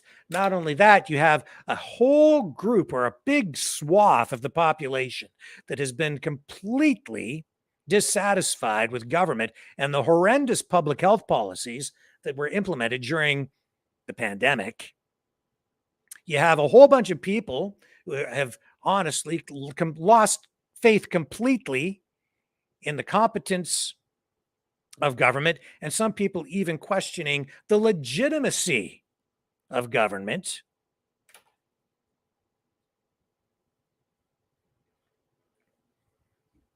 And now those very people who had all of these concerns about government and lockdowns and erosion of our rights, what am I seeing in the feeds? The social media feeds from the freedom groups and political and political groups. I'm seeing people, honestly, it's all about the aliens and similar kind of content. There was stuff in there about freaking Bigfoot. I'm not joking. So now, how are we going to protect our rights? How are we going to prevent people, these politicians, from doing it again if we're not even focused on the real problem, in my view? Now, instead of focusing on constitutional rights and preserving them and the legalities surrounding that and trying to take this challenge forward in a legal way, maybe through lawsuits or whatever we have to do. Nobody's even talking about that. We're talking about this. Aliens. And this being presented to us now, and redacted, they go pretty heavy on this kind of stuff, and fair enough, right? But to drag out old footage from 1997, I don't think that this is an intentional misdirection here. I think this is just people want to talk about this. Let's talk about it. So let's recycle this footage and bring this back out. And this Jon Stewart comes back on the scene, and he's been, doing interviews on live streams. Maybe we'll get him on the show and talk about it. I don't know. I don't really want to. I'm just trying to show people that everybody's now focused on weird other things that, you know what? Like, if there are aliens, fine. If there aren't, fine. I said the other night, show me the flying saucers or shut up. But to drag out footage shot on Beta SP from 1997 that's grainy, probably shot with 12 dB with, because you have to boost the gain because it's low light. I'm not even sure it was shot with gain. I'm pretty sure, actually looking at it, I don't think it has enough grain in it in those low light conditions. They've lit the face enough to get proper exposure there. They've done it intentionally, so you can't really see the torso. And the rest of it is shot so that it's all black. And they've adjusted the exposure on the camera that way to get you that exact effect. And then these two medics running in. And if this alien is so light sensitive, why are they taking a bright flashlight? And that's not even like a medic flashlight that, they shine in your eye to check the dilation of your pupils. This is like a big flashlight, and they're shining it right in the alien's giant eyes. Never blinks or anything, I noticed. They're shining it up his nose. What's wrong? Let's shine a light on his face. And it looks very dramatic. It just, no. No. Sorry. 240 lines of resolution. Let's show them the old footage. 340 lines of resolution. This is mini DV, 500 lines of resolution, about double what VHS is. It came out later. This is another broadcast tape format. It's also 500 lines. DVC Pro. It's actually exactly the same as mini DV consumer. Just to let you know that I know what I'm talking about. This is double the resolution, better quality than the old Beta SP at 340. And HD, full HD is 1080. That's 1,080 lines of resolution today, which is sort of broadcast standard. And if you go to ultra high definition or UHD, you're looking at over 3,000 lines of resolution. 3,840 to be exact lines of resolution on UHD. That's a big difference between that and this. And that's why that footage shot in low light is not really that clear. You've only got 340 lines of resolution. How convenient. It was the best there was at the time on the broadcast side, short of shooting on like cinematic film.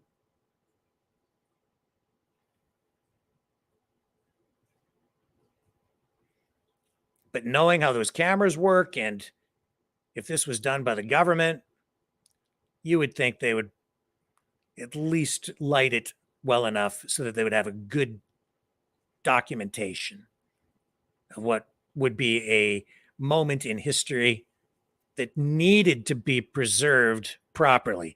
And they had a controlled environment, and that's the best that we got.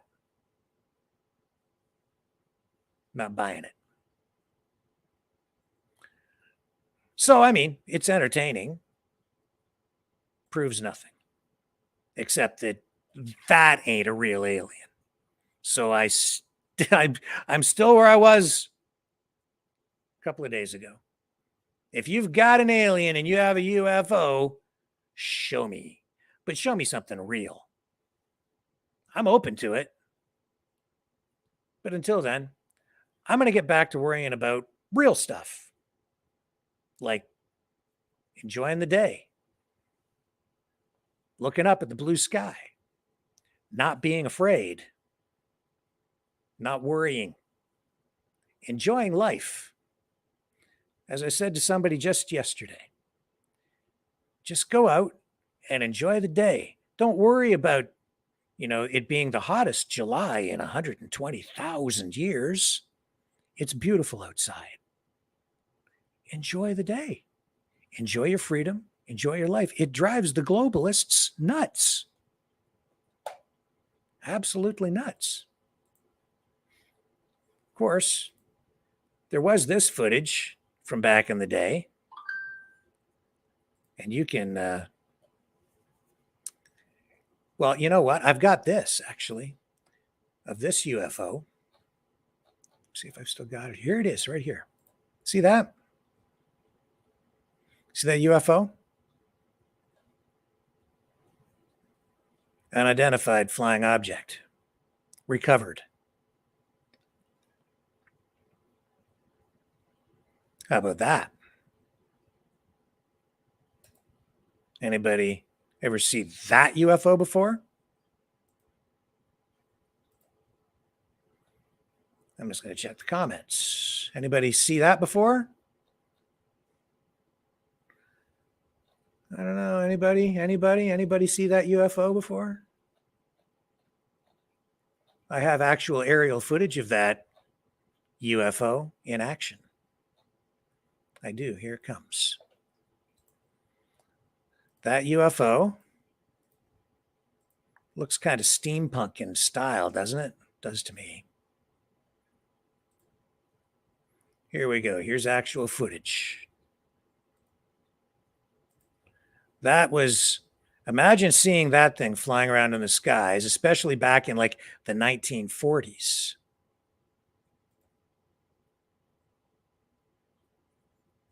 Because these things were airborne back in the early 40s. The Germans developed that. This is actual footage, dogfight footage. This was an experimental German aircraft at the time. And this was an engagement between Russian aircraft. And there it is right there. Do you see it?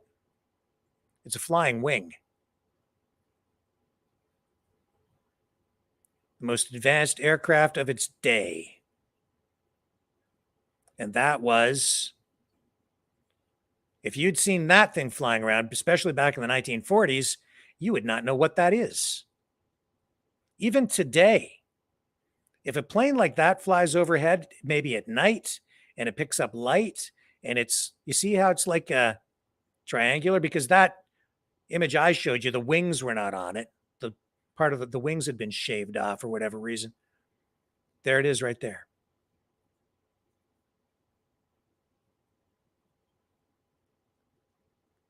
You would say, what the heck is that? Where did that come from? That's not like a regular airplane. And it certainly wasn't back in the day. And even today, they're somewhat unusual. They're rare. You hardly ever see them. So if one of those things flew overhead, especially at night, you couldn't get a clear look. You could mistake that for a UFO. Well, it would be a UFO because it's an unidentified flying object. This thing got shot down, even though it was a jet, very fast, but two Russian aircraft at the time engaged it, and using dogfighting techniques, they were able to pull it into a trap and shoot it down.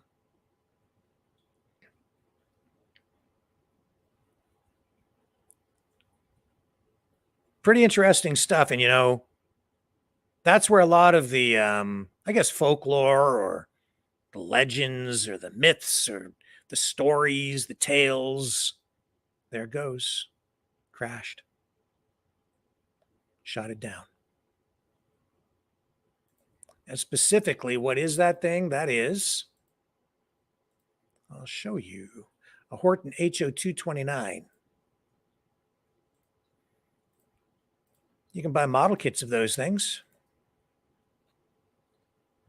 Hobbyists do. And they have one of those things, I believe, at the Smithsonian. And there's that picture. A real thing. And as we've heard, you know, a lot of these UFOs or these sightings may simply be advanced aircraft developed by the U.S. military. Secret aircraft in the air.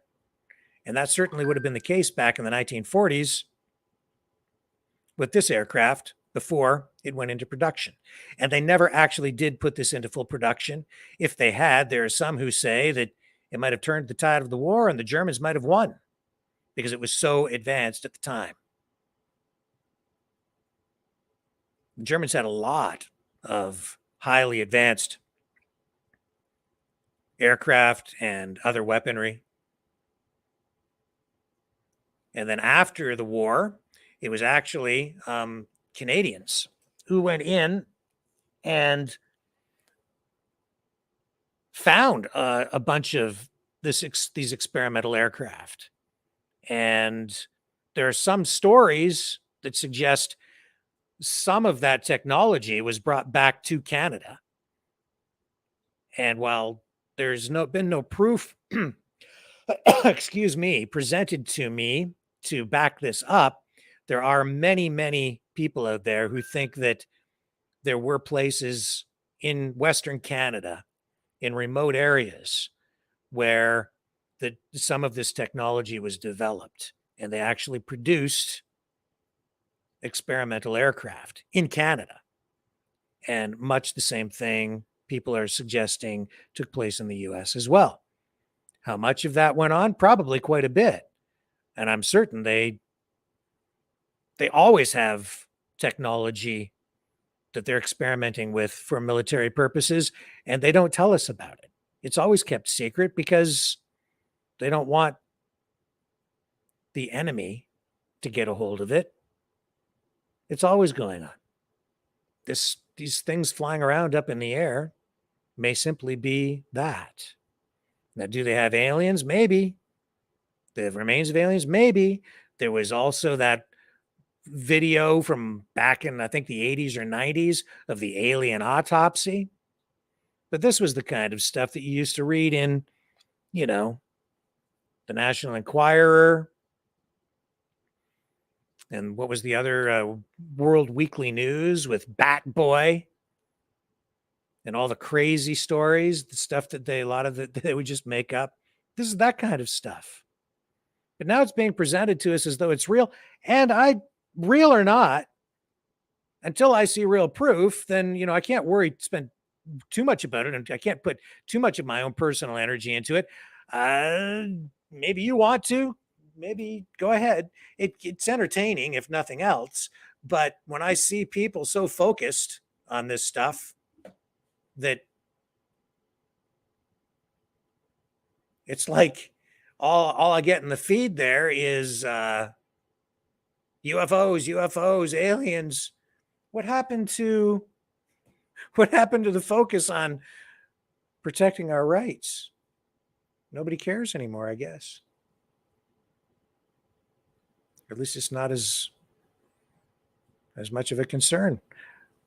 So maybe mission accomplished.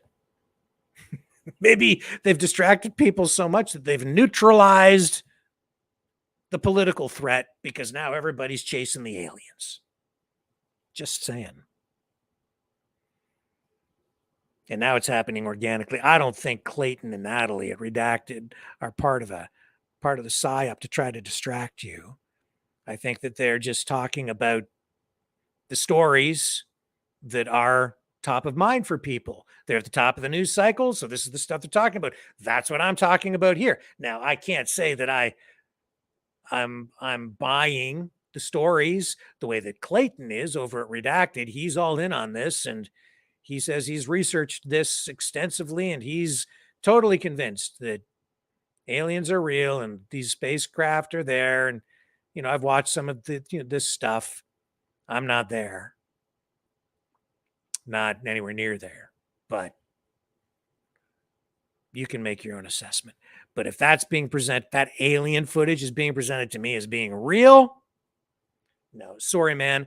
I've been working with this stuff for a long time. I've been shooting video and film for a long time on all kinds of formats. I know how to light stuff. I know what it's all about, man. And I'm telling you, that's, to me, not convincing. In my professional opinion, that was produced. That is not real. That was staged. Like the entire documentary was. That was just a staged video, a portion of that documentary that was made to look more realistic than the other staged footage. There are other reenactments that was made to look like, they tried to make it look like it wasn't a reenactment, but it's just fake, in my opinion. You guys, I don't know. Do you guys buy it? Do you think it was real?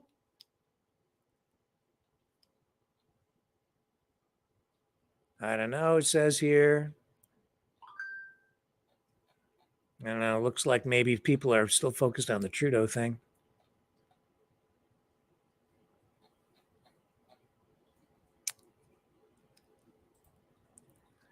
Istabella says the aliens and the Hollywood elite and the pollutions, I mean politicians. Don't know what that means. I don't know. I don't know.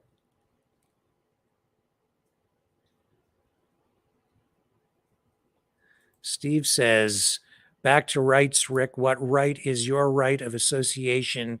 Anyone now? I'm not really clear what that means. But yeah, I just think, to me, it's all about in Canada, Section 1 in the Charter of Rights and Freedoms. And I've talked about that many times. But, if they want to, they can still come back and reimpose these mandates at any time. And a lot of other legislation is now in place that I think needs to be reworked or rescinded. We have more censorship now than we've ever had before. These are the real issues to me. But people are talking about aliens, and we're free to talk about the aliens, and that's okay. But I just think that people have kind of lost the focus, guys. That's just kind of what I'm observing. And I totally get why people get distracted or focused on these other things. But anyway, yeah.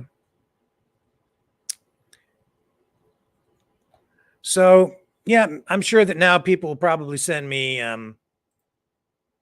more. Here's Isabella. She says, the alien needed it to be so dark because of migraines. Look at that noggin and no muscles to hold it up.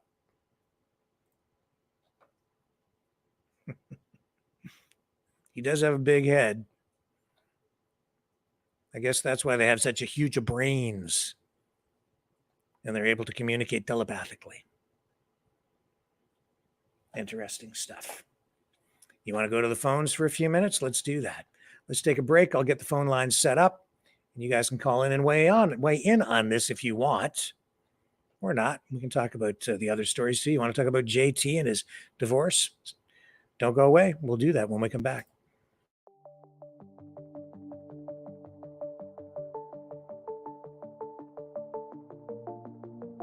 Greetings, brave Mavericks.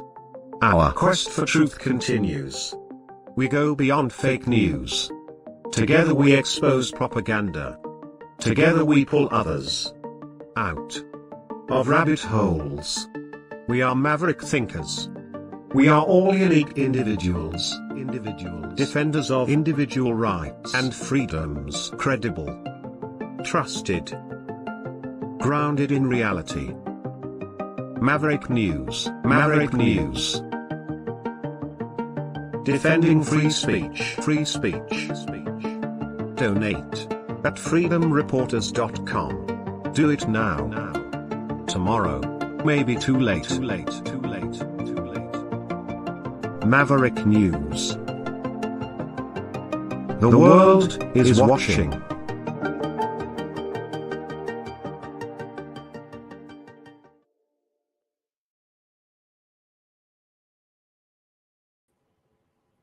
Okay, I'm getting it all set up here. I'm punching all the buttons. There we go. Here is the number to call. It's all set up and ready to rock and roll. I'll be right back. If you want to talk to me, if you want to talk to the world, if you want to share your opinion, we'll give you a voice right here. We're all about free speech.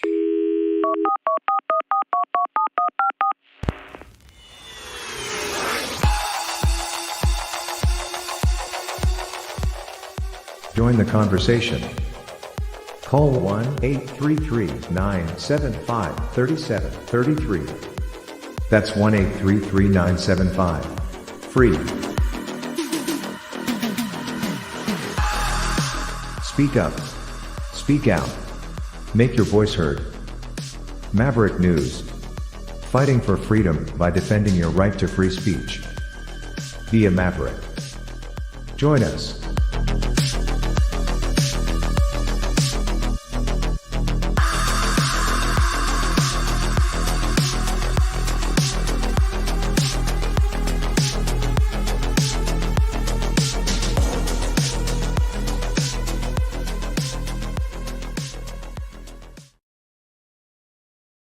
Okay, the phone lines are open. I'll put the number up on the screen as well so you know what number to call. Before I do that, though, just a reminder that you can support the channel and help pay for these phone lines, among other things, at freedomreporters.com. That's freedomreporters.com. You can also donate through the Give, Send, Go over at maverickdonations.com. Either way, you can also contribute or donate through the Rumble rants on the Rumble channel. If you haven't subscribed over on Rumble, please consider doing that. Super important that we continue to grow over there. And we are. So things are progressing nicely over on Rumble. You can call right now at 1-833-975-3733 and join the conversation. And my goodness, we have a whole bunch of calls in the queue already. And here is Isabel. You go ahead. You're on the air. Yeah. So is this My Favorite Martian or is that Mork and Mindy? Oh, I loved My Favorite Martian with Bill Bixby. Oh my goodness. Yeah. You know what I like. I'm glad you called. What a great show that was. That was a great show. He had his little antennas. Yes. That would pop up out of his head. Yeah, I'm trying to remember the name of the actor who played the Martian. Bill Bixby was his friend. Yeah, and he played in another show. Ray Watson. Freddie's. Yeah.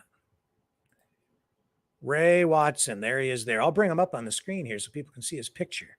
If you guys don't remember My Favorite Martian or you're not familiar with it, well, you can find a few episodes on YouTube. And yeah, there's not many. I loved that show when I was a kid. I was just a huge And didn't Bill Bixby go on to play Eddie's father? Yeah, The Courtship of Eddie's Father. Yep. And The Courtship of Eddie's Father. Yes, and he also went on to play the Incredible Hulk. Yes, he played the doctor, didn't he? Dr. Banner, and it was Lou Ferrigno, who I met one time. Actually, I got to interview Lou Ferrigno, the bodybuilder, was the Hulk. They painted him up green. Yeah. Really nice guy. I remember that. Yeah, super Yeah, nice. we're dating ourselves. Oh my God. Oh, yes. Yeah, all the way back to like the 1950s, I think, is when My Favorite Yeah, Martian black was. and white, right? Yeah, I wasn't even alive in the 1950s, but Yeah, I'm like, I watched the repeats as a kid all through the 70s, and I still actually go back and watch that stuff even now because I I love it. think we need, yeah, and I think we need to revert back to, I don't know, square one. Do I call it square one? Am I allowed to say that pronoun? Yeah, yeah. I mean, I don't know. We've had this alien crap for so long. It's one diversion after another. Like, really, it's like them throwing out the fishing line with the bobber on it. Let's see what they link onto. We'll go with that.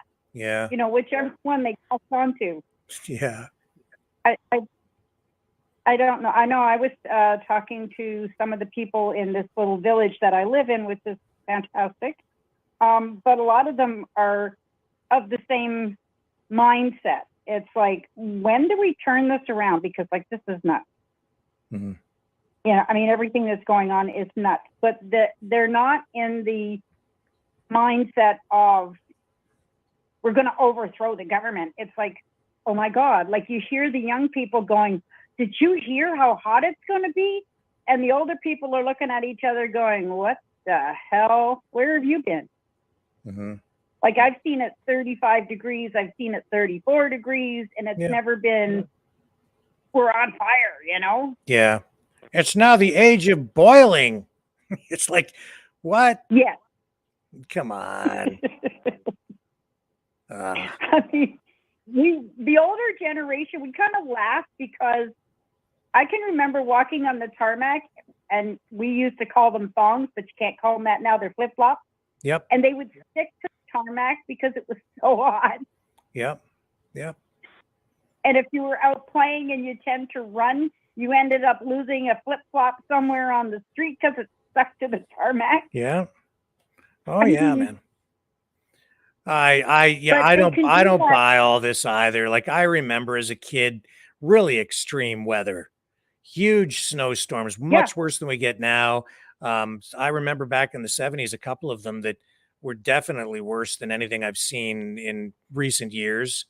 High water levels, low water levels in the Great Lakes, two extremes I've seen, and I'm sure you have too, right? Like super hot summers and all of the things that we're talking about. Well, I mean, it was like you would get the information from somebody who knew a farmer who followed the Farmer's Almanac, and they're going, watch these bugs because this is what's going to happen this year, and God, it happened. Yeah. Yeah. I mean, I lived in Timmins for 5 years of my life when I first came to Canada from Scotland, and we had snowstorms where it would be like minus 45 was irregular. Mm-hmm. I mean, you brag to each other or try and goat each other into sticking their tongue on the post in the middle of the winter. Oh my goodness. Yeah. Yeah. Because we were too stupid not to know any different. Yep.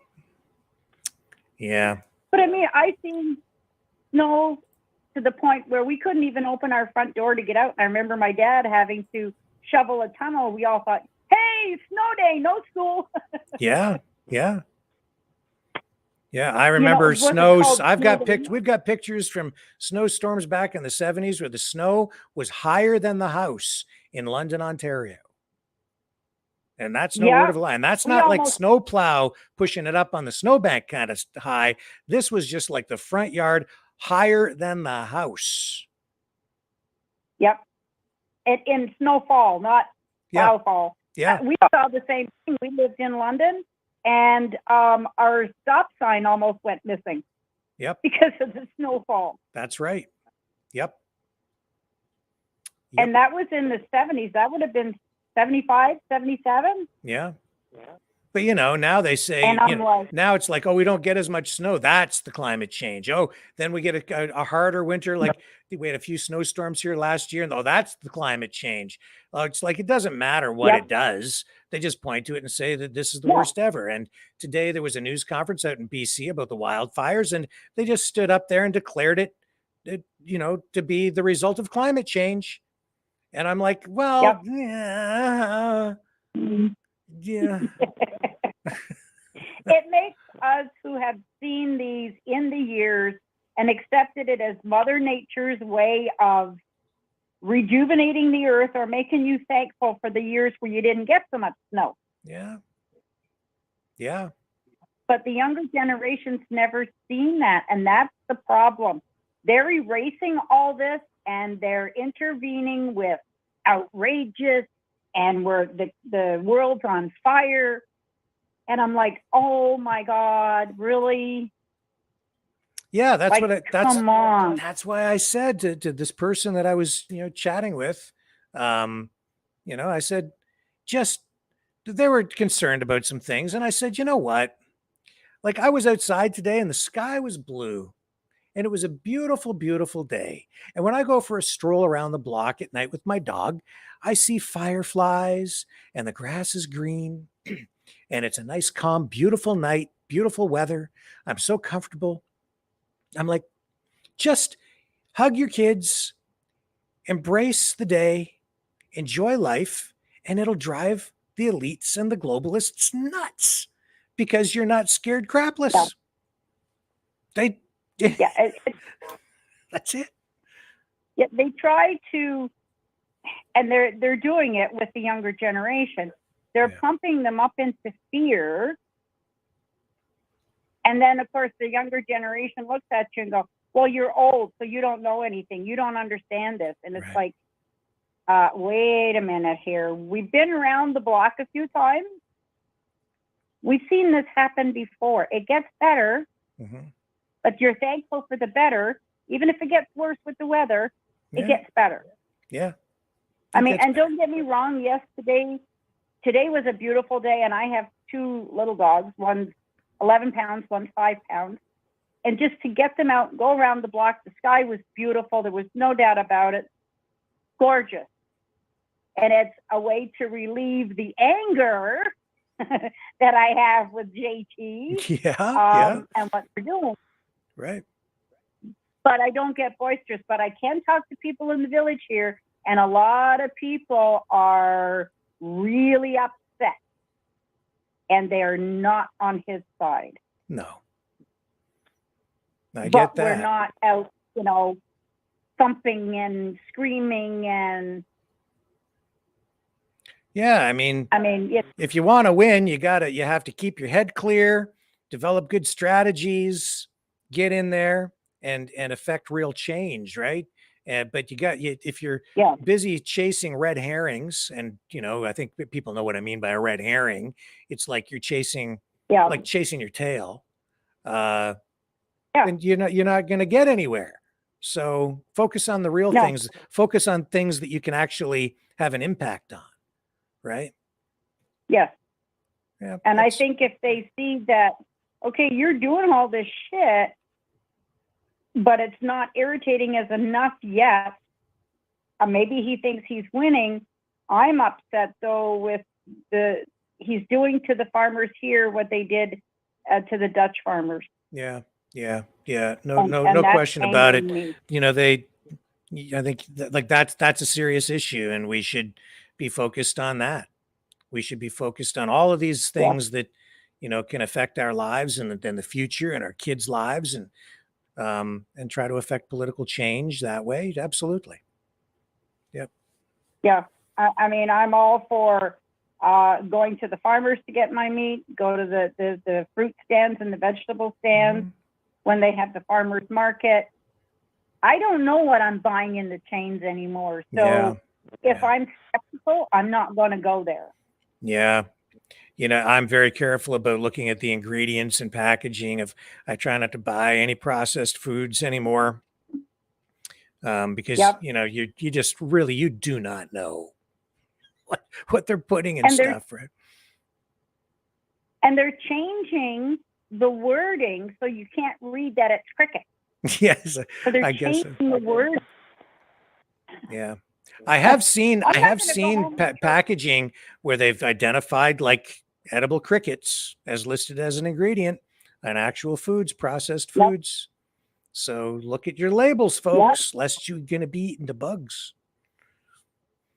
And there's another one I found out too, and this woman had said, check your check your chocolate for this ingredient, and it comes in different versions, but apparently it comes from the anal gland of a beaver. So I looked it up. Yep. And it is a food ingredient, and it does come from the anal gland of the beaver. Nice. But So the you have beaver to be, that swims in the water. I'm so hungry I could eat the blank out of a beaver. Oh my I'm God. like, oh, okay. Oh. I'm like, yeah, I'm not. I said before I wouldn't eat shit. I really mean I'm not going to eat shit. Oh. Oh my God. But it is in some chocolate ingredients. And I'm like, wow. And I even found out in the cream, there is an ingredient in the 10% cream you put in your coffee Yeah. that it is known as a cancer-causing agent. Mm. I thought, oh, great. So there goes my coffee. Yeah. So what is it? Is it like a whitener kind of a product, or is it a cream? It's a thickener that's in the cream. Oh, okay. And it's only certain, and I can't remember the name of it, but it's only certain companies that use it. I see. And one of the companies that I always patronized was Chapman's because it was Canadian, but it has it in its ice cream. Oh, do you know what the name of the? And it's known to cause colon cancer. Really? What's it called? It is, oh, what's the name of it? And I thought, oh my God, it's known to cause colon cancer, and it's known to cause bloating. Now I'm going to read the package here because I have the Chapman's, but now I can't eat it. And I love Chapman's, and I thought, oh my God. So it is, oh, what is the ingredient here? Oh my gosh. Yeah, I'm not familiar with it, but what is Carrageenan? Carrageenan. That's what I found here on the internet too. Yeah. Yeah, and I see that there's some concerns that it can cause digestive issues, possibly colon cancer, possible link to that. Yep. Yeah. It's oh, there goes my Chapman. Amazing what and it is in what's out there. It is in some I'm not sure if it's the Steel Test cream or the Nielsen's cream, but one of them, Nielsen's cream has it. 10% cream. Well, I'm like, I did not know that there was a potential link to colon cancer from that product, that ingredient. No, and I was telling my daughter because she has Crohn's. Yeah. Severe Crohn's, and she is like a 15 coffee drinker cup a day. Holy smokes. With 10% cream. And I'm like, oh my God, are you kidding me? And she even takes like a 12-ounce carry tumbler to bed. When she goes to bed at night, I'm like, what, so do you wake up in the middle of the night and drink your coffee, or what do you do? She goes, so I have to have it to go to bed. Coffee? Now, I can coffee and go right to sleep. It doesn't bother me at all. Yeah. What bothers me is the Carrageenan. Yeah, that's scary shit they've been doing to it. Wow. And we don't even know, right? They don't link it on there with any kind of beware. Right. And same thing with the toothpaste. They say if you swallow the toothpaste, you have to contact the CDC right away. Really? Toothpaste? It's on the tube. Seriously? Yep, it's on the tube. Well, maybe it, Seriously. Oh my God. Yeah, I know you're not supposed to swallow it, but it is poisonous. And they're saying anything that has a blue derivative in it is a petroleum product. Oh. I'm like, oh, great. That's awesome. That's awesome. So whatever dye or whatever they're using in the toothpaste to make it blue is potentially carcinogenic? Yep. I Wow. have been staying out of the rabbit hole, but finding these bits and pieces from people that have been putting it out there. Yeah. And then I go and do the research, and I'm like, Oh, sure. Because there are a lot of food additives and things that they do with food and healthcare products that really are not good for you. Like aluminum in deodorants and things, it's really not good for you. And aluminum has been linked to Alzheimer's disease. There's no question about that stuff. You know, it's a matter of exposure and your sensitivity as an individual and all of these other factors. But it's a real problem. No doubt about it. Yeah, another one that's really bad for us is it PEP? It's called PEP 5, which is also a carcinogen, which is in body wash. Yeah. A lot of the soaps and fragrances and healthcare, like grooming products, that's a lot of chemicals used in that stuff, all kinds. Yeah. In fact, An awful lot of stuff. my wife goes to the nail salon sometimes, and I've gone over there to buy her a gift certificate once in a while, like around Christmas and stuff. You go in those places, man, and like that is toxic air in there. You can't breathe. I used to be a hairdresser, and with the ammonia and I'm allergic to peroxide. So with ammonia and the peroxide and the hair dyes, and we used to do the perms in the old days, and my eyes would burn. And I used to say, how do people they get their hair bleached, and you look at their scalp, it's almost burnt, and then they put a dye on it. Yeah. And I'm thinking, oh, okay, so you're paying for this, but I have to wear gloves to work with this stuff. Like, kind of makes me wonder what it. And I developed allergies. I got dermatitis, so I had to quit hairdressing. But walking in there, you almost need an oxygen mask. Yeah. Oh yeah. For all the chemicals. That's toxic stuff. I know how to paint cars, right? That's one of the things that I kind of do just myself, not professionally, but the chemicals that are in a lot of those, well, the fumes that are given off, the carcinogens, right? The isocyanates, things like that.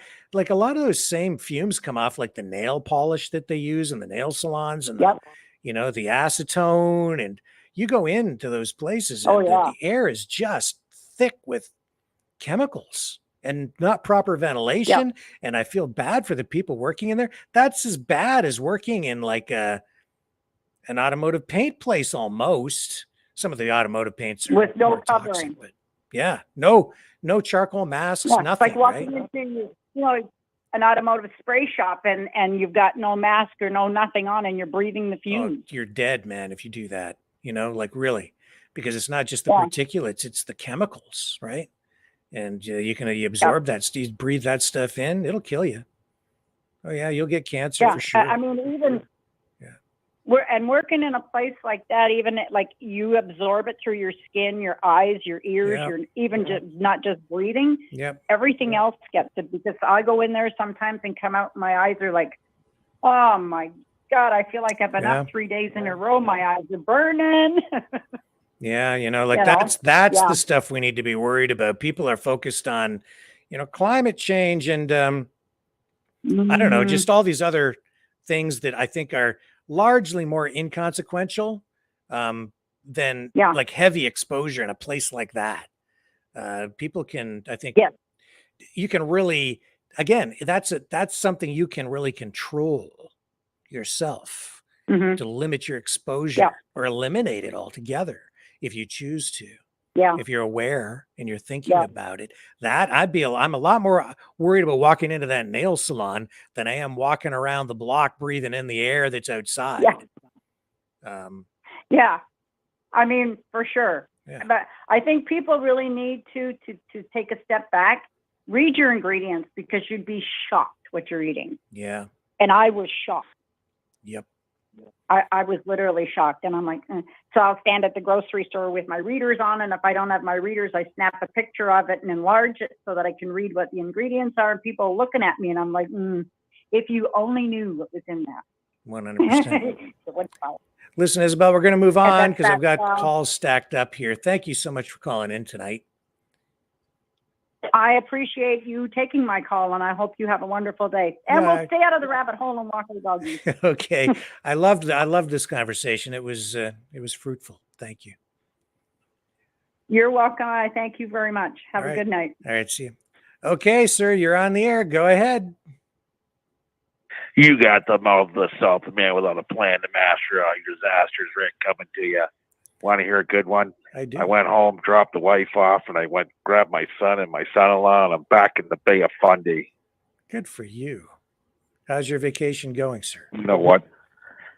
Great. I left last night at 7 p.m. I was in Quebec City looking for French toast in old Quebec City. French toast with bacon and real maple syrup with my son and my son-in-law by 7 a.m. So I'm all situated now. I watched the tide. I'm having fun. I'm eating so much seafood, I think I'm going to get scurvy. Scurvy, Rick. Well, that's what Pierre Poilievre said yesterday, that the economy is so bad they're seeing a resurgence in scurvy because people can't afford to buy enough fruits and vegetables to get their vitamin C. Well, I'm going to eat my fruits and vegetables. Don't you worry about that. My garden's looking good. I was listening to your show yesterday, and I kind of like the Crazy Rick when it comes out. You know, I do. You're just letting off the way you feel, and I love it. You know what I mean? When you got people say what they want to do. Well, let's move on to the Trudeau thing. You see that little lump on his forehead there. Yeah. Obviously came from his old lady. Yeah. Okay, Sophie knuckled this shit out. She had enough, right?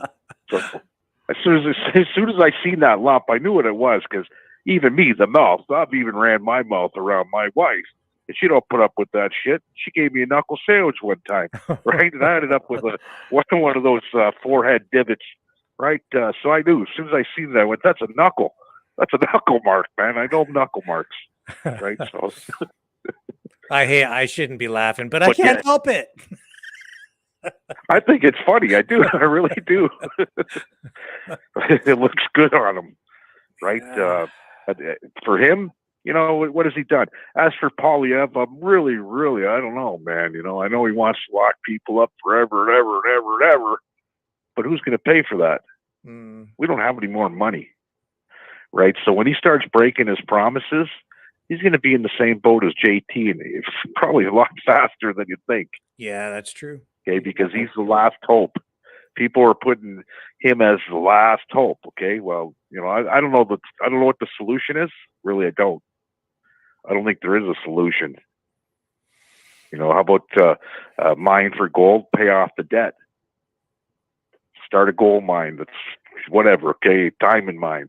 We have all the minerals. We have everything that we need is here in Canada. That's not maybe not a bad solution you just came up with there.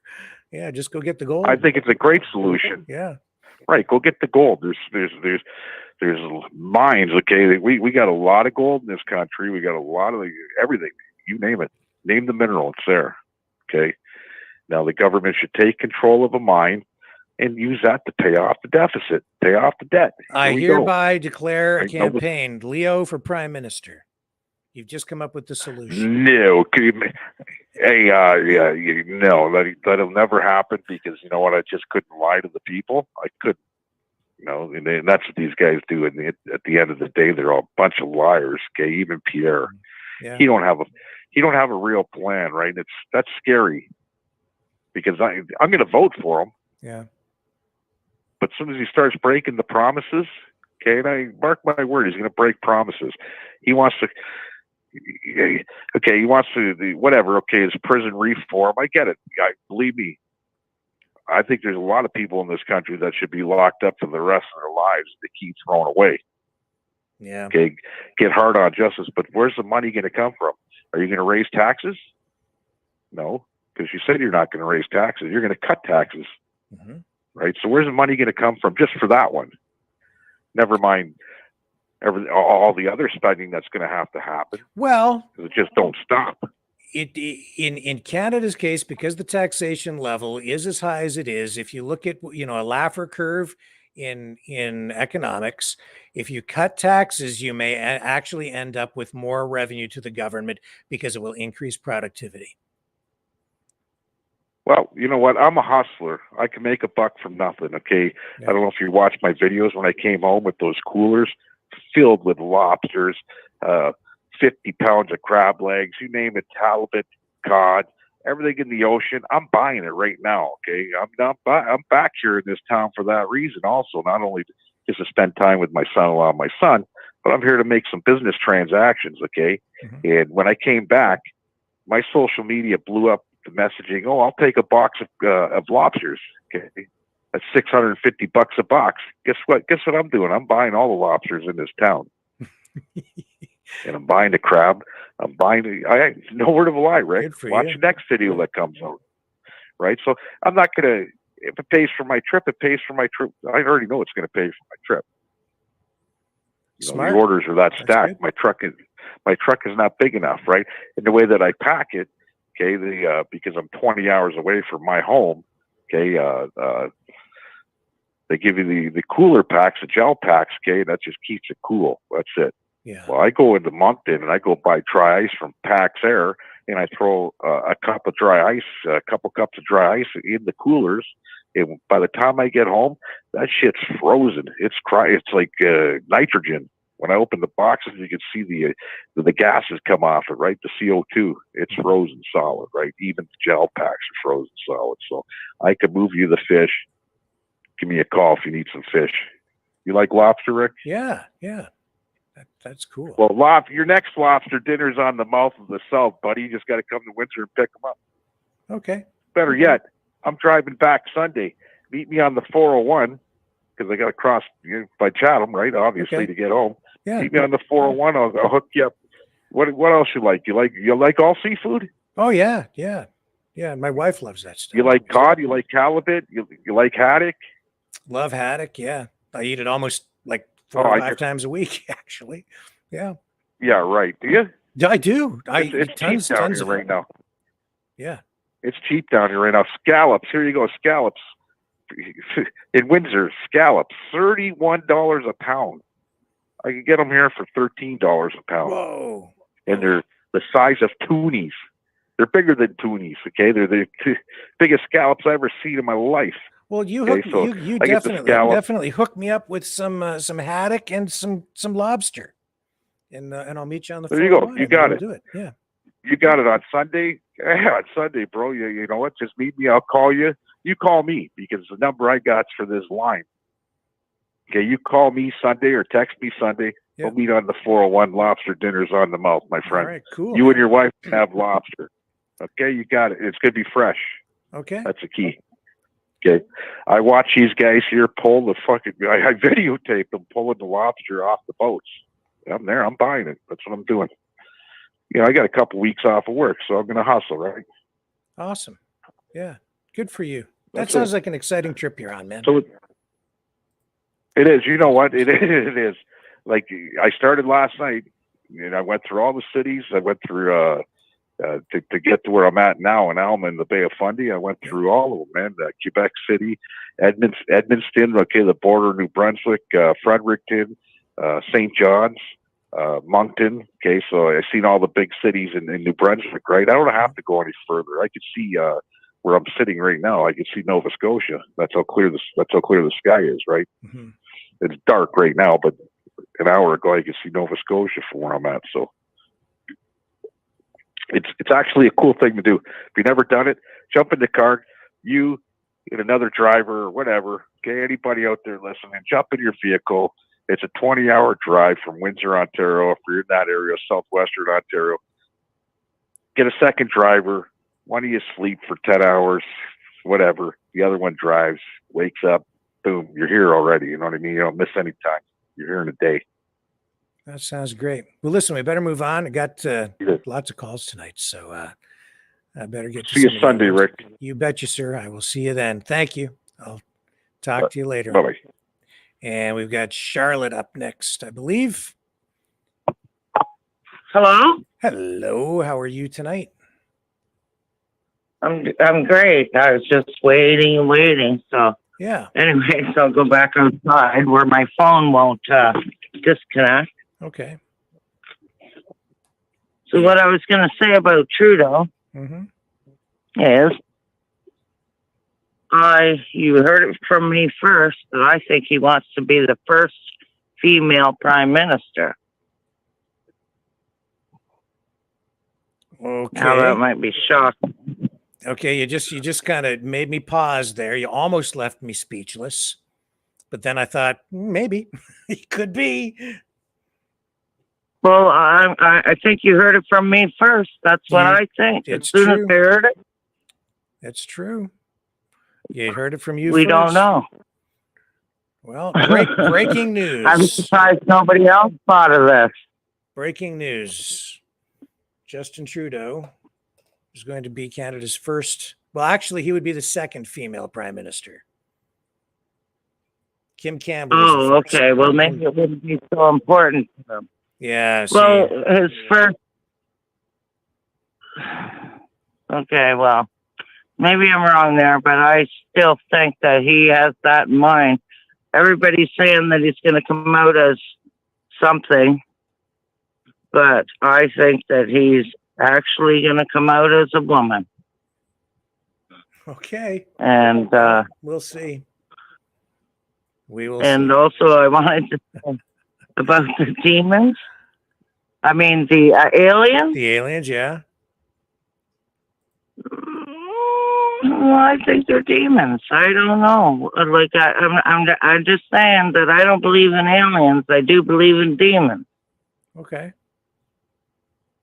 So that's my thought on that, and I'm not going to hold you up. I All right. sat out here and watched the bats go by for the first two callers, which were great. And I love your show, and thank you. Keep on going. All right. Okay? You have a great night. Well, nice to talk to you. Yeah. You did hear your ear first. Okay. All right. I won't hold you to it, but a good prediction. Thank you. Okay. Okay, bye. All right, let's move on to who is it that we have on the line? It says, is it Marcia? I'm not sure. I got a bunch of names. Hello, how are you tonight? I am. Is that me? It's you. Oh, okay, Raphael. Yeah. Rick, my thing is that alien thing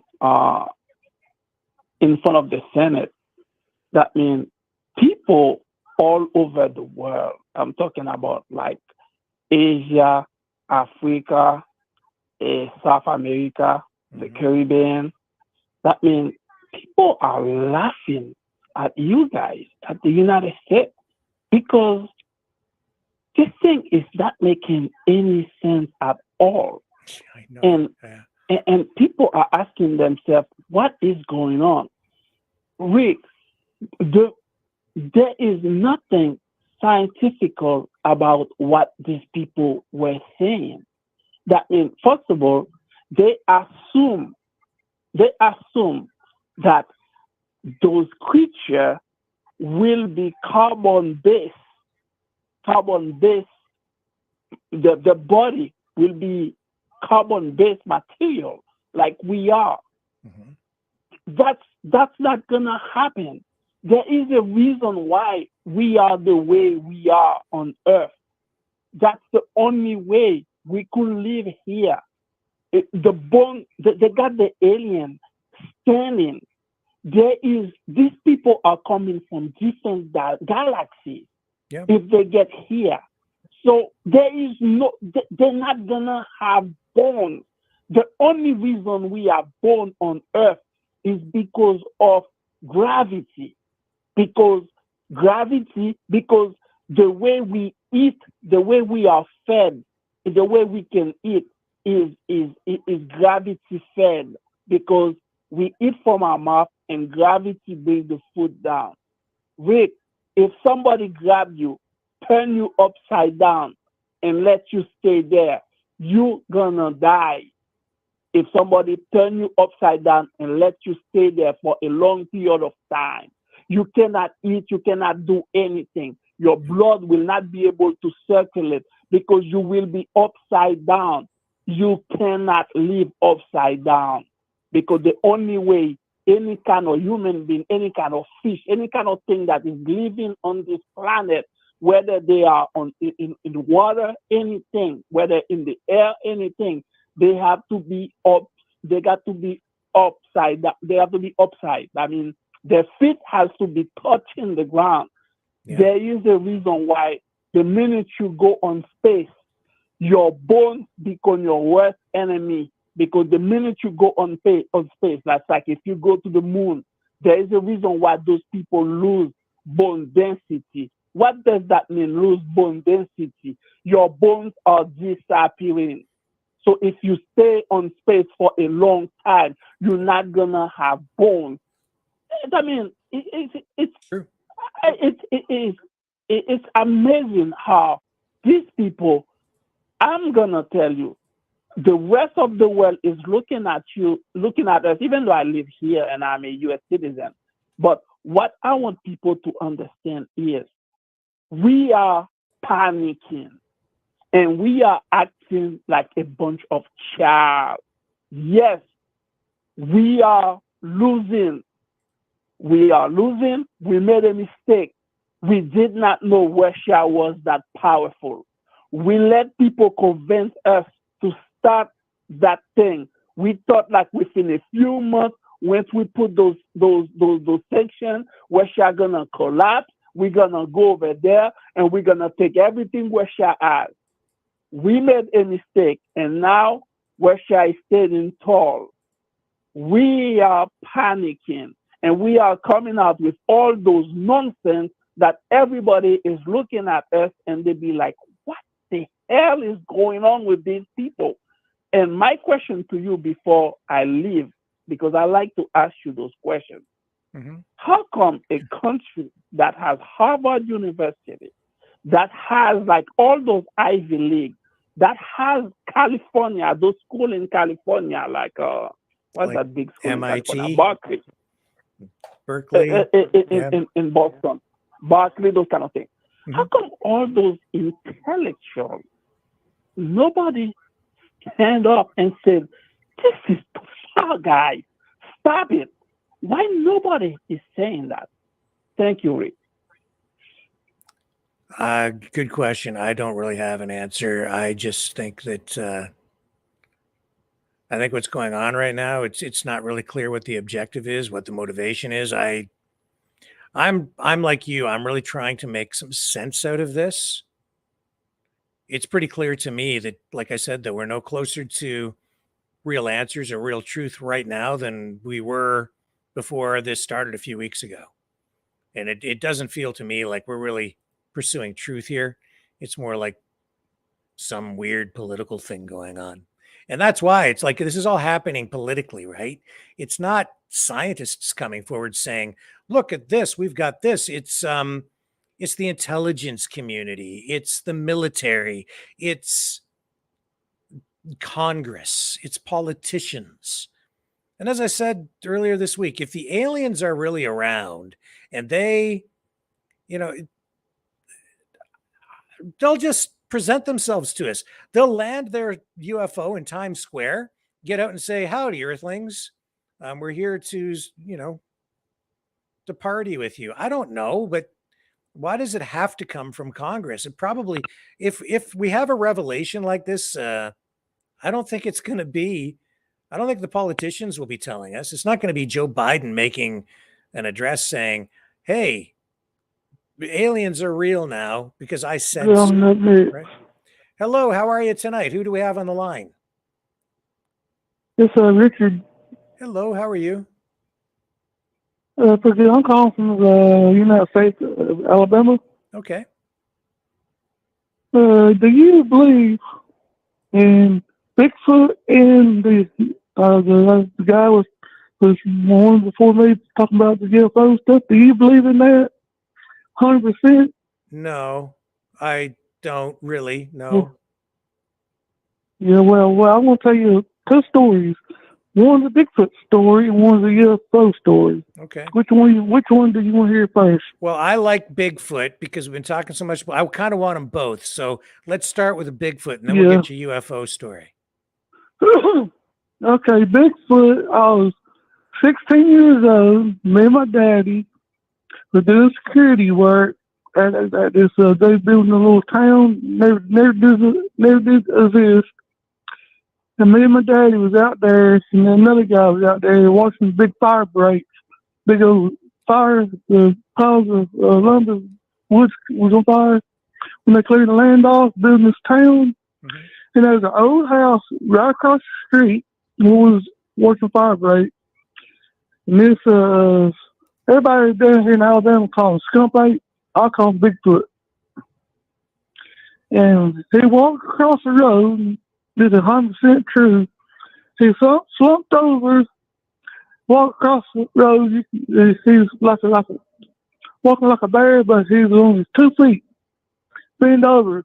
He was going across the road, and I couldn't see his face, but I seen his 2 arms, his 2 legs. We got across the road, you could smell like repair rotten eggs and sewage. And I seen his butt crack hair is real long and it's silver. And this is a true story. And my daddy and then my friend were gonna shoot the monster, Bigfoot. I told him, don't do it. He's a primate. And the people have been seeing this creature in several different places in Alabama. Okay. Cause we live right on the national forest, the mountain,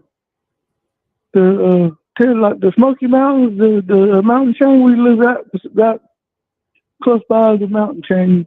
Yeah. You know. Well, the UFO.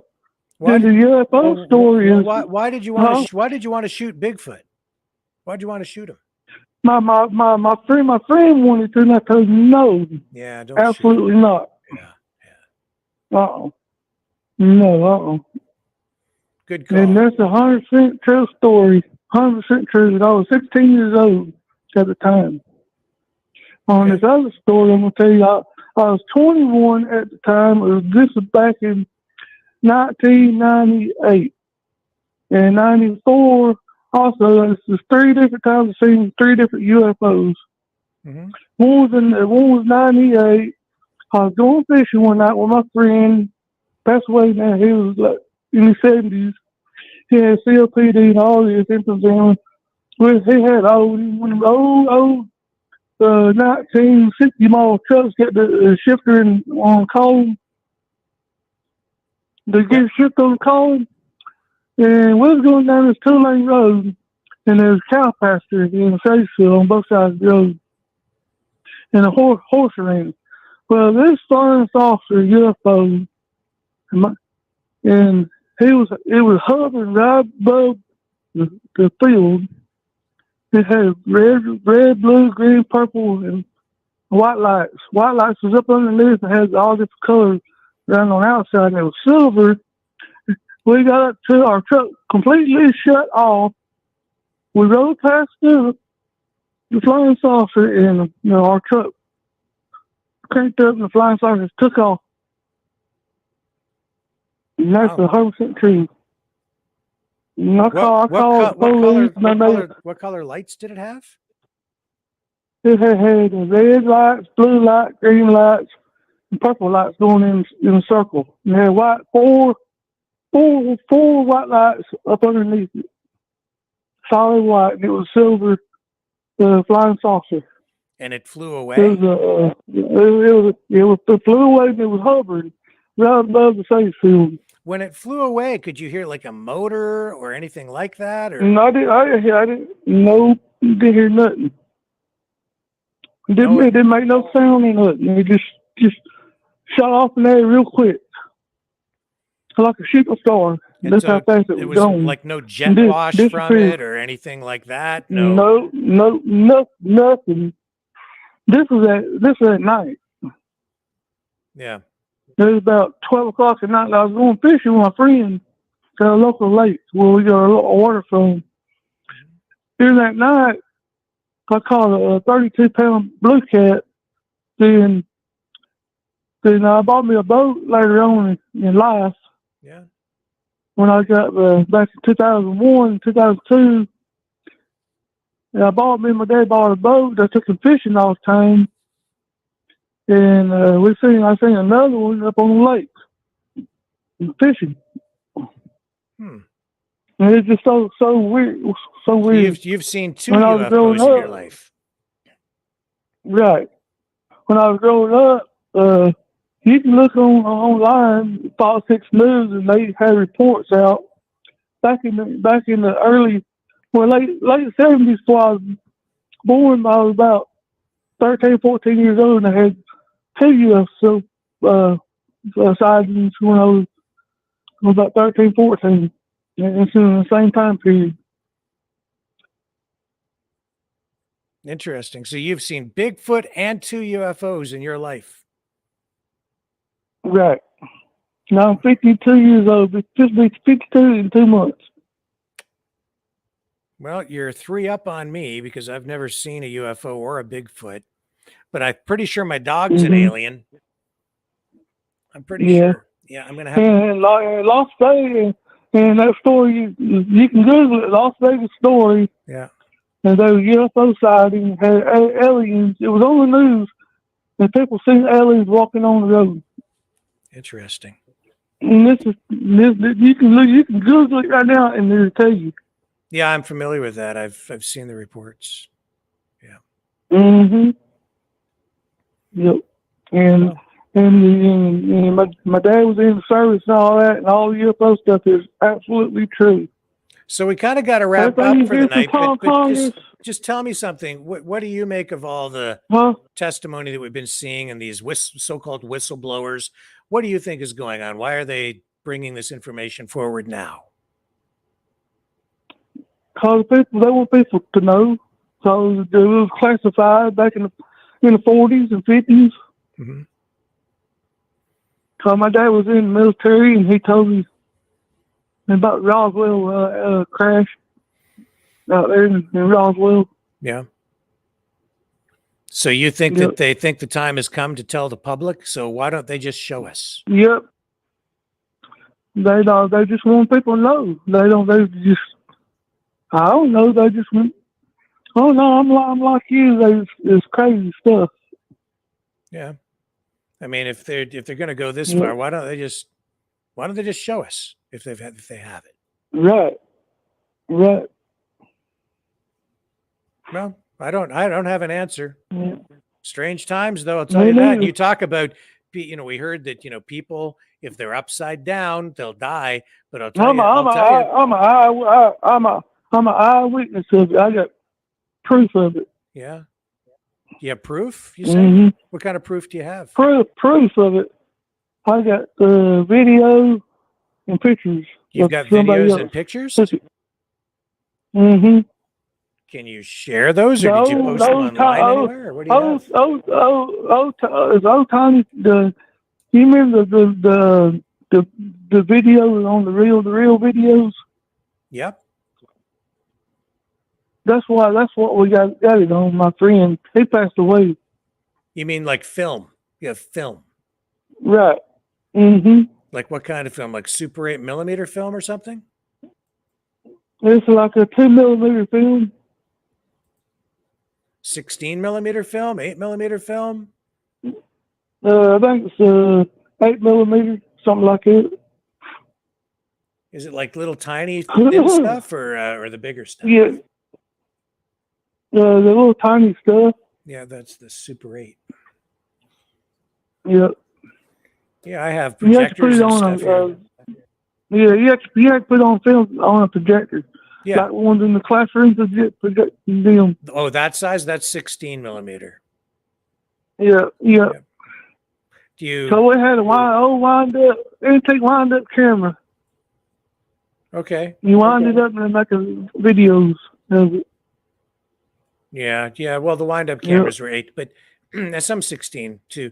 But have you transferred it to video, or you just still have it on film? And the film decayed. The film was decayed. Film dry rotted. So we didn't have no dry place, nothing. Yeah. So you still have the film, or do you have it on video, or do you have it at all? I don't know where it's at now. Oh, I have no idea where it's at. I see. Well, if you come across it, I'd love to see it. And if you need it transferred to video, I have all the equipment right here. I can transfer it to video. Okay. I have all the gear. I do that here. All right. So Yeah. I'd be very interested in seeing I your watch UFO you. I footage. watch your show all the time. I watch your show all the time. Well, thank Every you. other day I watch your show. Appreciate it. I just got my new job, and I got to get up at 6 o'clock in the morning to go to work. Cool. What's your new Yeah, I job? work at a thrift store. A thrift store? Working at the thrift store, taking in donations. That's great. 8-hour shift. Oh, good for you. $15 an hour. Hey, that's all right. Good for Yeah. you. That's great. Yeah. That's fantastic. Yeah. Well, listen, sir, we're going to wrap it up for tonight. I appreciate it. If you do come across that film, you give me a call, and we'll get you hooked up. I will. We'll Hey, my email is rfd1977gmail. Okay. Well, you've got my number there, and you can always reach us too through the website at Yeah. mavericknews.ca or mavericknewschannel.com. And if you are so inclined, you get a hold of me. If you find that film, I will transfer it to video for you, no charge, as long as you let us share it with everybody here on the show. Yeah, no problem. I'll let you share anybody you want to. Yeah, we'll digitize it for you, and then you'll have it forever. Yeah. Yep. All right. Cool. Well, I appreciate talking to you. Been a pleasure. And I got to get in the bed. All right. All right. Thank you. Thank you. All right, Have a great have night. a good night. You too. Have a See good ya. night. Okay. You too. Bye for now. All right. Bye. And with that, we're going to wrap up for the night. If you are so inclined, you can support the show by donating at maverickdonations.com or freedomreporters.com. Don't forget to subscribe, like, share, hit the notification bell on YouTube, subscribe over on Rumble. And share the links for the YouTube and Rumble channels out on Facebook or other social media. Just share the links, copy the URL, and share. If you can do that, that'd be fantastic. Help the channel a lot. Help us expand and grow here just a little bit. And we'll be back tomorrow night, same time, same station. Well, actually, not the same time because we got a late start tonight. But I should be back tomorrow night at 6 p.m. Eastern Standard Time. See you all then on the flip side.